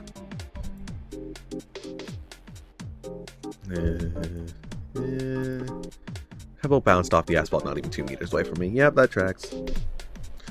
I stand frozen in place. My ancestry. Well, everyone's off to a great start, it seems. That's just sad. That's just pathetic. Can I drop out, please? Marina takes in my pitiful look and sighs. Yeah, maybe sit this one out. Winning against you will feel kind of cheap. Right, enough fun in that. Out of the way, then. That's just sad. That's depressing. Goblin, ready your wallet. With my Olympic self-esteem in shambles, I scoot to the side. It's okay. Some people are not made for this. It's okay. Whoosh, whoosh, whoosh. One after another, Arent fires off the rest of his ammo. Blink, blink, clink. Each hits a little higher than the one before, and the last one strikes the 3rd floor window pane. That's wrong. Shit. We all freeze up. Crap. If somebody peeks out and scolds us, we'll draw the eyes of the whole neighborhood. Not that we're being all that inconspicuous to start with, but, Seconds pass. Nobody shows up. We let out a collective exhale. Phew. Would it kill you to be a smidge more careful? You told me to just go for it. Did I say that? You did. Ah, well. You know, thoughtlessly following orders won't get you anywhere. Some critical thinking goes a long way. So do we listen to you, or... Shabina, pass the rocks. Marina, start running. Wow, scary, scary, so scary. Also, it's my turn. She pushes Garen away with her shoulder. I shouldn't be expecting much considering our first shot, but even though the angle was all wrong, it was quite forceful. If she aimed it just a little better. Marina's pebble shoots up fast and high. BAM! Wow! It slams dangerously close to the 4th-story window, just above Garen's strongest throw. For a moment, Marina looked surprised at how high she actually managed to hit. Then an arrogant smirk spread across her face. Yeah, Vadik, I wonder why I called you here at all. But thanks for the help, I guess. You're free to go. Hey. Sorry to have dragged you out here. It's fucking not her joining it on the bit. That's awesome. Oh, it's all on me. Sorry for that. You know, looks like we can handle this by ourselves after all. See you around. What? The hell do you mean, see you around? I'm just getting started over here. Smack. Rock collides with the wall just above the spot Marina's pebble hit. Wow. See that? I'm only revving up. Oh wait, I don't know which one said that actually. Hey, guys? I point to the ground where I've etched some lines into the snow. Here, scoreboard. I love that. That's cute. Ooh, nice, nice. Way to make yourself useful. Hey, can you draw mine a little higher? Oi, no playing favorites. Yeah, sorry. No cheating, Marina. Geez, whose side are you on? I like fair games. And I believe in you. Blah. Silly. Oh my god. Can I hide this? I don't think I can.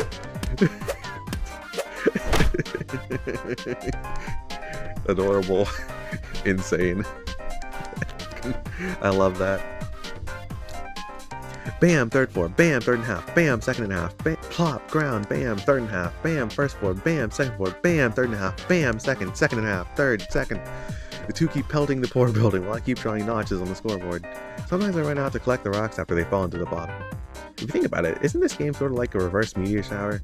Rocks flying up into the heavens, never quite reaching their destination. If we captured them with a long exposure camera, they'd leave similar traces in the sky. A sea of dark parabolas, haven't said that word in ages. Most aren't even interrupted halfway through, broken. Gah. Ouch. I get distracted and a couple hits my head. Asya, I'm so sorry, are you okay? Ow, yes, don't worry, but ow. Please keep going. Jeez, Shabina, watch where you stand. Sorry. Oh, back to it. No. God damn it. Fucking bandage. Whoosh, whoosh. Looking at it now, yeah, Marina's aim isn't the best. Really, it's kind of a coin toss whether her sending the rock really high up or straight into the snow. Still, she puts a lot of force into those throws. Yeah, I can tell based on this pose. Garen can see that. In spite of her flawed technique, Marina truly is a worthy opponent. Third and a half, fourth, third and a half, third and a half, fourth down, fourth and a half, fourth, third and a half, fourth, fourth and a half, fourth and a half, fourth and a half, fourth and a half. Yeah, they're getting close, I think. Guys, you're almost there. Yeah, watch this, kid. I'm gonna knock Air's window right out. Please don't. Who are you calling kid?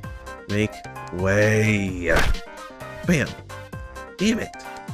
Whoa, you almost got it. Seriously. Next one's gonna be it. Count your prayers, Kaplan. And your cash. I take cream soda, by the way. Cream soda? Really? That's pretty cute. How is it? Whatever. Actually, it's not very fair to you, is it, Asya? Huh? What do you mean? We can't leave the Squire out. Squire? Loser buys 2 drinks. One for the winner, one for Asya. Aw. You're so eager to spend more money, be my guest. Oh. Well, I like Duchess. Heard that? Sure did. And for your information, I'll be having Tarhun. Of course you will. I'm so lucky. No matter who wins, I'm getting a free soda. Being a wimp is finally paid off. Love that. Alright.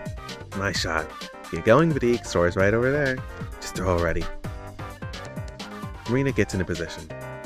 I haven't missed one in a while. I got a good feeling about this. She swings her arm back. Wait. What did she just say? Haven't missed one in a while. Marina's aim is all dumb luck. Much like in gambling, it's best to quit while you're still riding high. Otherwise... Marina, careful! Oh boy. Oops. The rock flew fast and high. It went straight into and right through the 4th floor window. Still not the right floor. Bullseye.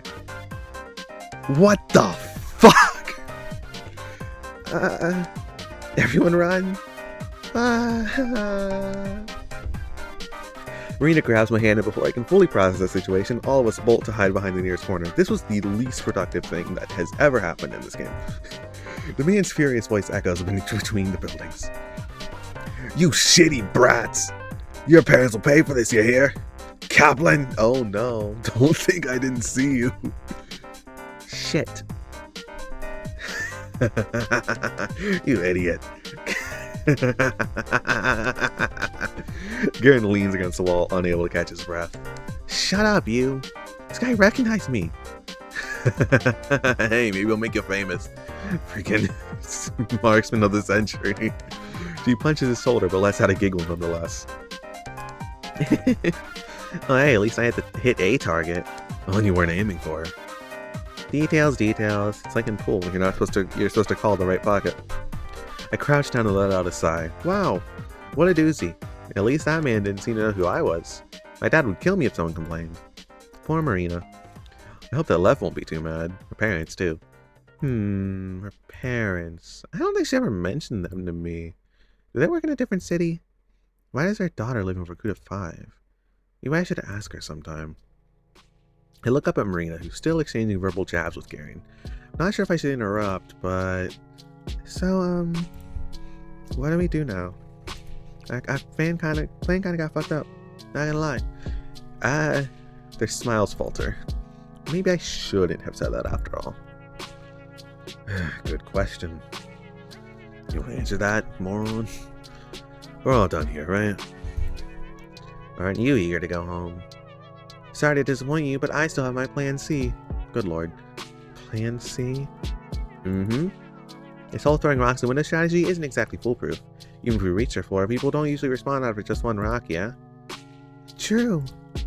So we need to hit that high at least a couple times. That would be difficult. Even if Ira is there to hear us, who's to say she would respond? If she's really kept in there by force, you'd think she'd be screaming out to get into the street the first chance she got. So why the hell did we think all that? Why did we do all... God damn it. So why did we do all that in the first place? There's still a chance that we get some sort of reaction, even if it's just 1 in a million. It's worth a go in my book. Your whole dumb theory hinges on that percentage. Yep. I mean, it's not so bad. If we believe here is at somebody's house here, then it would be more like 1 to 6,000, right? Exactly. See? No, even less. Most of the apartments here have housed 2 or more, so it's at least 1 to 3,000. Oh my god, Shabina, who fucking cares? Good thing you barely talk in class. Right. For a moment I forgot who Garen was. Not that I expected to hear anything nice from him, but... Hey, don't talk to her like that. Lay off me. Anyways, why do you need me still? Need to break more windows for no reason? No, we need to get up here. Marina points. I fucking felt like they were gonna go on top of the roof. Are they gonna go on top of the roof? Marina points up towards the top of the apartment block we hid behind. Huh. The roof. Yeah. You still know how to climb there? Good grief. Why? You want to flash a Morse code into her apartment? Oh. That's not a bad idea, actually. It's a really dumb idea. That probably won't work. Come on, people. There's no harm in trying. Any of you got a flashlight? I don't. Like on hand? No. Seriously? Don't all boys carry stuff like that? What boys have you been talking to? Alright, my bad. You're the type who carries horny card decks instead. Damn straight. What's with that proud face? But whatever, I wasn't planning on that anyway. Really, I just want to peek inside. Like, into Ira's window? Yeah. Not the most ethical option, but we're kind of short on those. Sure. Oh, just like that? No snark? No complaints? Not that that's ever worked before. Let's just get it over with. You're right about that. Alright, let's get going then. Okay. Oh boy. I'm probably going to end at like 9, by the way, for anyone that is watching, because there are some people watching, actually. So hopefully they hit a stopping point soon. Well, I don't have much faith in that. Their plans keep failing. Apparently, some years ago, Garen checked the access to nearly every rooftop in the city. Not counting the barracks and garages, only a few residential blocks had theirs unlocked. Garen, why did you do that, by the way? Coincidentally, the building opposite of Ira's was one of them. The little door creaks open on the 7th push. We hear the howling of wind as Garen peeks his head out of the opening. How is it? Can you climb outside? No, better not. Slope is all slippery. Ah, man. Can you see anything over there? Nope. The light's not even on. Let me look. He slides back down the ladder. Marina climbs next. Whoa! What a view! Pretty cool, huh? No kidding. And here's block looks so close. Do you think we should have taken some pebbles with us? Should be a pretty easy shot from here. Ah, shit. I'll save. Oh! I can go down and get some. Stop right there, Shabina. Don't give Pavlichenko over here any more ammo. That's a word I definitely knew. Okay, it's just an idea. Marina rummages through her bag and pulls out a pair of binoculars. Alright, yeah, you would just have those, wouldn't you? Well, someone came prepared. I sure did. Those look so cool. Right? You can look through them when I get down. She sticks her head out once again and aims her sight at Ira's room. Do you see anything? She hops down with a disappointed face. Nope. Told ya. Here you go, Asya. Ah, thanks. I take the binoculars and make my way up the ladder. When I peer out, a gust of wind ruffles my hair. Ah, I see now. Found some snow. The dusty purple sky covers the whole world like a blanket. The cold duvet-like fog is so low and so endless. It feels like you could touch it if you stretched your arm out far enough. Nothing like the summer dome that's so beautiful, so tall and bright, hurts to look at. I think I much prefer this kind of sky, pre-statistic. I reach my hand out. Hey, Vadim? Yeah? Is this the tallest roof you can climb? Kinda. Ugh, okay. Fucking music, Jesus. It's as high as those council buildings go. The tallest one we have here is the research complex because it has that tower at the top. But no one's gonna let you go up there. I see. I put the pair of binoculars up to my eyes. I'm not sure I'm seeing much. Adjust them so it's not so blurry. Oh, okay. Yeah, I'm gonna turn that music down a little bit. That's a little loud. It's cool, but it's loud. I tinker with the angle and the focus wheel until the block in front of me becomes more clear. Wow. Wow. It really feels like I'm staring at it up close. Technology sure is amazing. Never mind that. I need to find nearest window. The one with the Teddy. There. Aha! There it is. Light brown with a blue little bow. Oh, it's so cute. Hi there, Teddy. Although, I don't see much beyond that. The room is pitch dark. I want to say I see something. A mess of tangled hair, bright eyes, sad or angry, maybe scared. Could be happy because someone out there has finally seen her. Maybe she's looking out at me. Maybe she was looking out at Marina too, but Marina couldn't see her. Maybe I can. So I have to try. I try really hard. Well, enjoying the view? I am. Nothing in the room? No.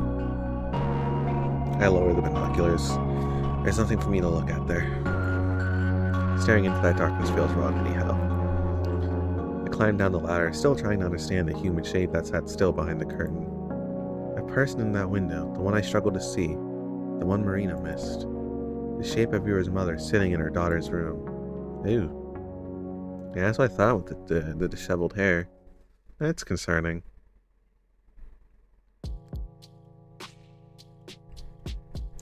So this was all a big waste of time. Well, I wouldn't say so. Alright, your stupid theory got confirmed as stupid. Awesome. Yeah, cool. Good shit. Glad I was here for it. Hey now, the evidence is inconclusive at worst. I really don't think it's true, Marina. Sorry. Et tu, Asya. Why are you so hung up on it anyways? You weren't doing anything for days and now you're suddenly playing detective? Hey, it's not like that. I just got an idea in my head, so I thought, hey, maybe I'd check. And then maybe I could help somehow. It's true. Being unable to do anything can feel really awful. She's been very worried all week, Vadim. Hell yeah, I bet. You know, she was out yesterday. Hanging with friends, howling like a hyena. Yes, I know that. Why the fuck do you care? What the fuck was that? Did the text just go red for a second there? Am I hallucinating? I'm gonna have to check the VOD. God damn it. Yeah, because there's no... Right? This button doesn't work? Oh, it does not work at all. Alright. No, I'll check the VOD later. And I'll return with evidence in the next part. Anyway. Well, okay, calm down. I'm just telling you how it looked. I don't give a damn either way. Whatever. Oh, actually, you lost. Huh. The drinks. Yours, remember? What? How the hell did I lose? Well, the last shot was mine, so that's the logic you're going with. You were also very rude. Still are. We need reparations. The only one who deserves reparations here is Shubina for getting hit with your dumb rock. And so do I for being dragged around by you two weirdos. Please, don't you got anything better to do? Isn't the company of two beautiful ladies a treat in itself? Show me the beautiful ladies, I don't talk. I was planning to go to the cinema with my boys before you called. We were going to look at the porn but together. It was a US movie too, you know how raunchy those are. Damn it. Oh, right. They're showing it this week. I wanted to see that one. Ah, I remember that. Hey, let's go watch it. Huh? The movie. Like all together. Well, yeah. Then it won't feel like the day's wasted, right? I guess, but with you? Oh, I see. Asya, he's never taken a girl to the cinema before. He's shy. You guys have attention that I'm sure people love. I'm sure people are normal about it, and I'm sure they love it. He's shy. Oh, really? I've been to the cinema with girls, alright? I just don't want to be stuck in a room with you two. I'll catch the crazy. Better start avoiding your own house if that's what you're worried about. Oy. Well, whatever. We're gonna have a gay whole time without you. I'm sure they are. Who needs a guy who can't stick to his word, right, Asya? What freaking word? Did the text just do a thing? I might just be hallucinating. That might be just me. My bad, guys. What freaking word? Your win condition makes no sense. Oh, right. I was really looking forward to the soda. Asya's a simple woman. Yeah, I bet you were, you freeloader. You're getting one no matter what. How's that fair? It's not. She said that with a smirk. I love that. Marina demonstratively turns around and beckons me with her hand. Come on, Asya, let's leave him to his card stash. A guy who's too cheap to buy you a measly Duchess ain't worth your time. Really, we should warn all the other girls about him. Hey, it's not about money and you know it. Ciao, Vadik. You got a date with Hollywood. Ah, okay. Bye, Vadim. Hey, Kaplan. That's blatant provocation. Wait. Garen catches up to us. Yeah, if they all go to the movies together, that will be kind of cute. I won't lie. We walk together down the road to the community center. Marina and Garen keep bickering. Sometimes they laugh, and so do I. It's not that I have any illusions regarding this. Tomorrow things will be the same they've always been. Garen will still be the same Garen, and Marina... after the Ira situation fades from our collective mind, she'll have no reason to talk to me anymore. It's only natural. I understand that the moment I'm living now, this brief glimpse into... Oh, shit. At least I can look at the old text. I understand that this moment I'm living now, this brief glimpse into what living correctly is supposed to feel like, will soon end. Oh, okay. Yeah, you would have the sad sentence, wouldn't you? So I should appreciate it for what it is. I'm not sure if actual friends are supposed to be this rude to each other, but this is good enough for me. My memory will certainly cast all the interactions of today in a more favorable light.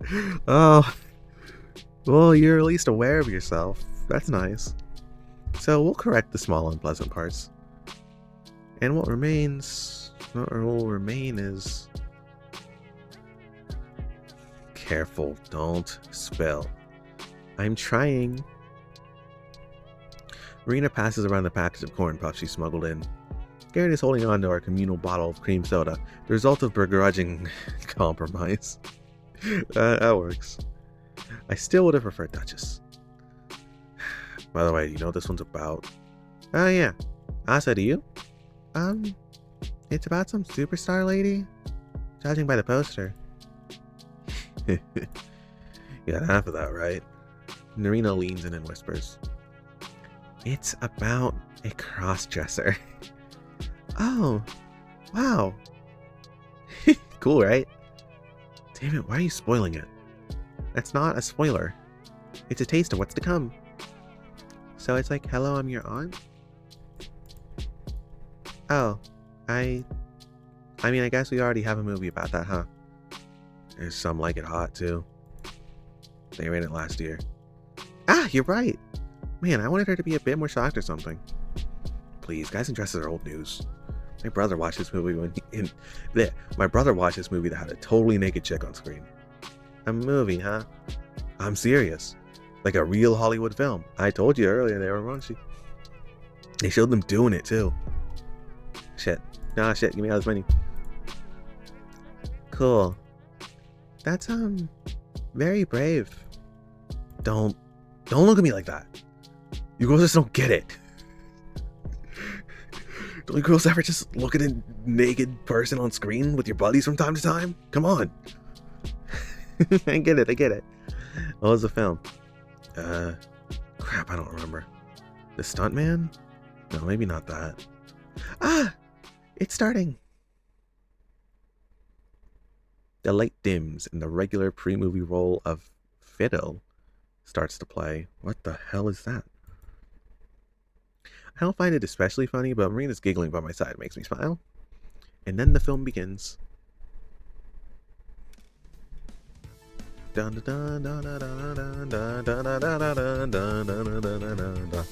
film...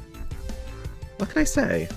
I've seen a couple foreign films before, but American ones, They're in a whole different league. Oh, America represent. Yeah, yeah, yeah.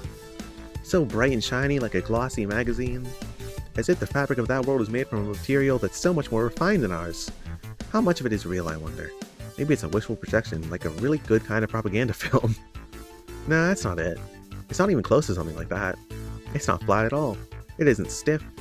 If a world this lively and colorful is truly completely artificial, then I'm certain the people, god damn it, the people who created it didn't doubt its absolute reality for a second. I realized this a long time ago. A kind of rule, an axiom. It goes like this: a fake is only truly good if its creator cannot tell it from the real thing. This must be an exquisite fake. Rena laughs, and so does Garen, and so do I, and so does every other person in the theater. My face hurts from the grin that refuses to go away. I keep laughing along, even when I can't see the screen. All of the colors start to blur. Even the sounds. What are they saying? I don't understand. I hear everyone laughing, so I laugh along. My cheeks feel hot. There's music blaring. Is there some sort of montage happening? I don't know. It's all just noise. My cheeks. No matter how much I wipe my face, it's still wet. Even as I stare down on my knees, away from all the flashing lights, the fog in front of me won't clear. Hey, Asya? Are you okay? Marina. I hear her whispering to me. I feel like gently caressing my shoulder. For some reason, I can't respond. My vocal cords won't work. She keeps asking me quiet questions and receives no answer. She mutters something to Garen. He mumbles something back. I'm not sure if he's saying something to her or to me. Before long... Oh, girlie gonna have a breakdown in the movie theater.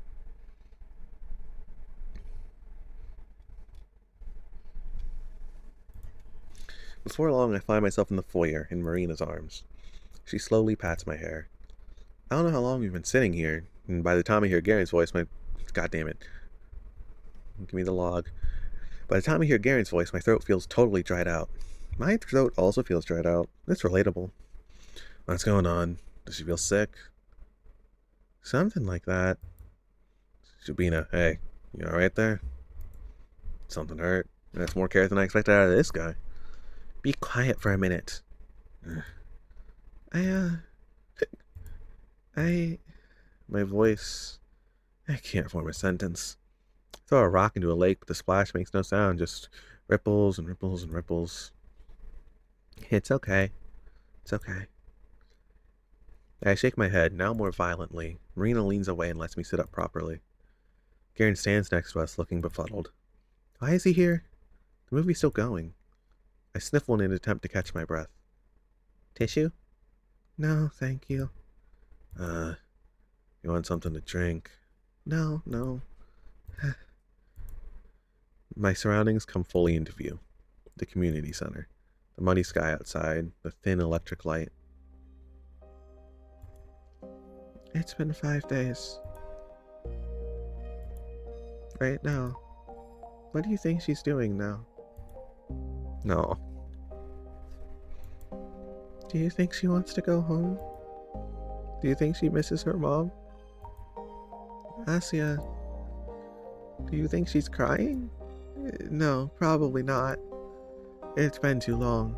Even I couldn't cry for so long. After so long, I'd think that everyone I knew had just forgotten me. They'll find her. The investigation's still ongoing, so you know. No, that's not what I mean. Even if they found you here today... I sniff again, and before I can refuse, Marina shoves a paper napkin in my hand. I crumple it thoughtlessly. How can we do this? Do what? Everything. Watching some movie, laughing, making jokes, all the while Ira is. So what, you want us to just sit around and cry until she magically shows up? Vadim, I know that's impossible. Then what? What are we supposed to do? I don't know. But this makes me feel all rotten. No, Asya. Marina tries to hug me again, but I push her away. Oh boy. Oh baby. Sorry. Listen, it's not your freaking fault. It's not ours either. If you want to beat yourself up over it, sure, go ahead. But you're acting like she's dead now won't help her feel less sad or whatever. Ow! What? Marina pinches Garen's hand and mouths, "Shut up!" But the thing is, I know he isn't wrong. It's just how his world operates. The reality that Garen knows, and in the era that Garen knows, I'd believe the same thing if I were in his shoes. Sadly, that's not the world I live in. There are things I'm allowed and not allowed to do. I am a swine that wandered out its pigsty to the grassland. It's not a world that I was ever meant to see. I can enjoy the view and thank almighty heavens for the chance to do so, but I can't call it home. I have to know my place. When a pig frolics through the field, it looks ridiculous. When a pig frolics through the field and the horse lays in the ravine with its broken legs, it looks repugnant. I understand what you're saying, Vadim, but it's impossible for me to think like that. Why? I know Ira wasn't very polite to you. Or anyone, really. So I don't expect you to feel bad. I understand. But I don't know how I'm supposed to live anymore. No. You didn't even know her that well.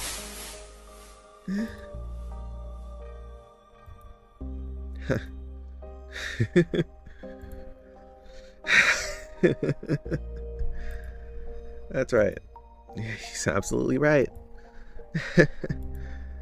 Well, isn't this embarrassing?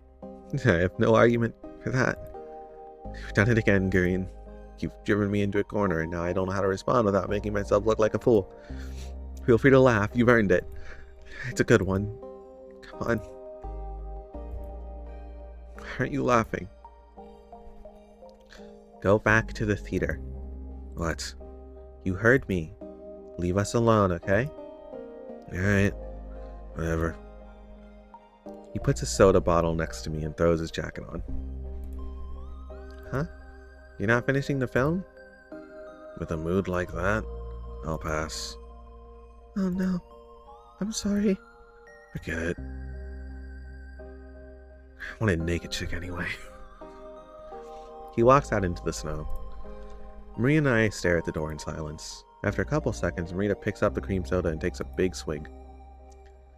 Ah, damn it. She smacks it on the bench the same way a middle-aged man would slam an emptied glass of vodka on the table. And here I thought I was onto something. Huh? Forgive me, Asya. I'm an idiot. No, you're not. Don't say that. It's my fault. Shouldn't have dragged everyone out here. No, I shouldn't have reacted like that. I just ruined it for everyone. You didn't. I felt the same way. I know it's all stupid. I just thought, wouldn't it be great if I could change something? Or do something that really helped, you know? I knew I had no chance from the start, but I kept telling myself, hey, what if it works? It's dumb as hell. Sorry for pulling you along like that. No, please don't be. Even if it turned out like this, I still had fun today. Oh, so fun's allowed now? I mean, I'm just messing with you. Marina sighs. She gets up and loosens her ponytail. You're a very forgiving person, Asya. I can't imagine living like that. Please don't get me wrong. It's a wonderful thing. I wish I could forgive myself this easily, but I should have known better. Too old to play pretend. She turns to me. You want to go home? Or will you finish the film? I'll go home. I thought so.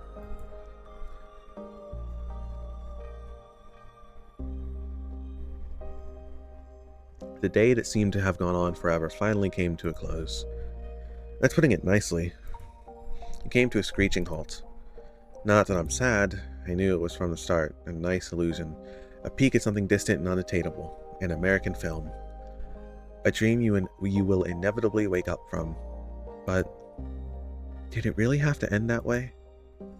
If only I didn't get unreasonable. Maybe then, no. The next scene now stays the same, no matter when you cut the one that comes before. We could sit through the movie, we could even go to I don't know that word. Right after. We could walk around all evening and talk and have fun. But tomorrow I'll be the same old me. Tomorrow Garen will be the same old Garen, and tomorrow he'll find a new reason to make fun of me. Tomorrow I'll hear the same old jokes from my classmates. Tomorrow I'll look into the ceiling and pray for Ira to come. She won't. Yeah. She could probably throw a pebble up to the 5th floor, no problem. Well, maybe not completely without effort, but she threw a chair. That's not as easy to do as it looks, you know. She'd totally win. And then she'd get a free drink from Marina. Oh. What would her favorite flavor be? Maybe, Bicel? I can see that. I like Bicel too. And then we'll all go out to the movies. Ira's probably seen a bunch of American films already. I can imagine her going to the cinema all alone.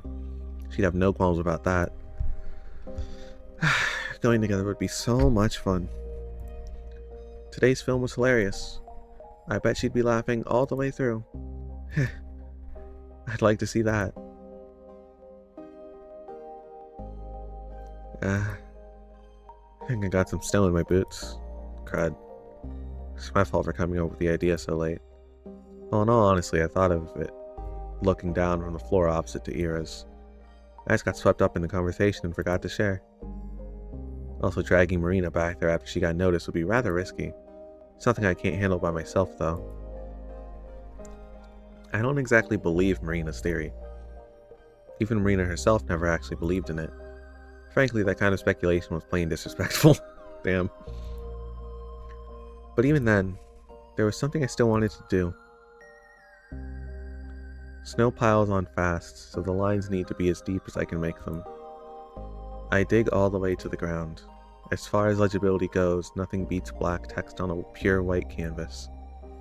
By the time morning comes, it won't look nearly as striking, but it should still be readable. I climbed the little play ladder to check if everything's okay. Yeah, should be good enough. Good enough for who? Ira's mother? Yeah, I'm just being tasteless. It's an offensive thing to write. Acknowledging that won't make it any better. Now, I'm not so principled as to erase it. I'm selfish, and I need today to end a certain way. This end makes me content. I climb down from the frozen ladder and head home. A message sprawls across the playground under Ira's window. Switch toy if you're there. Okay. I like it.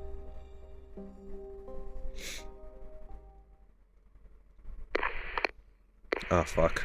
Last time this happened was fucked.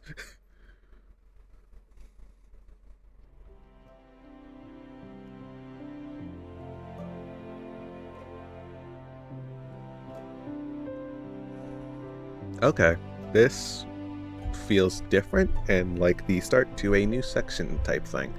So I'm going to save here, and I think that's what I'm going to call it for today.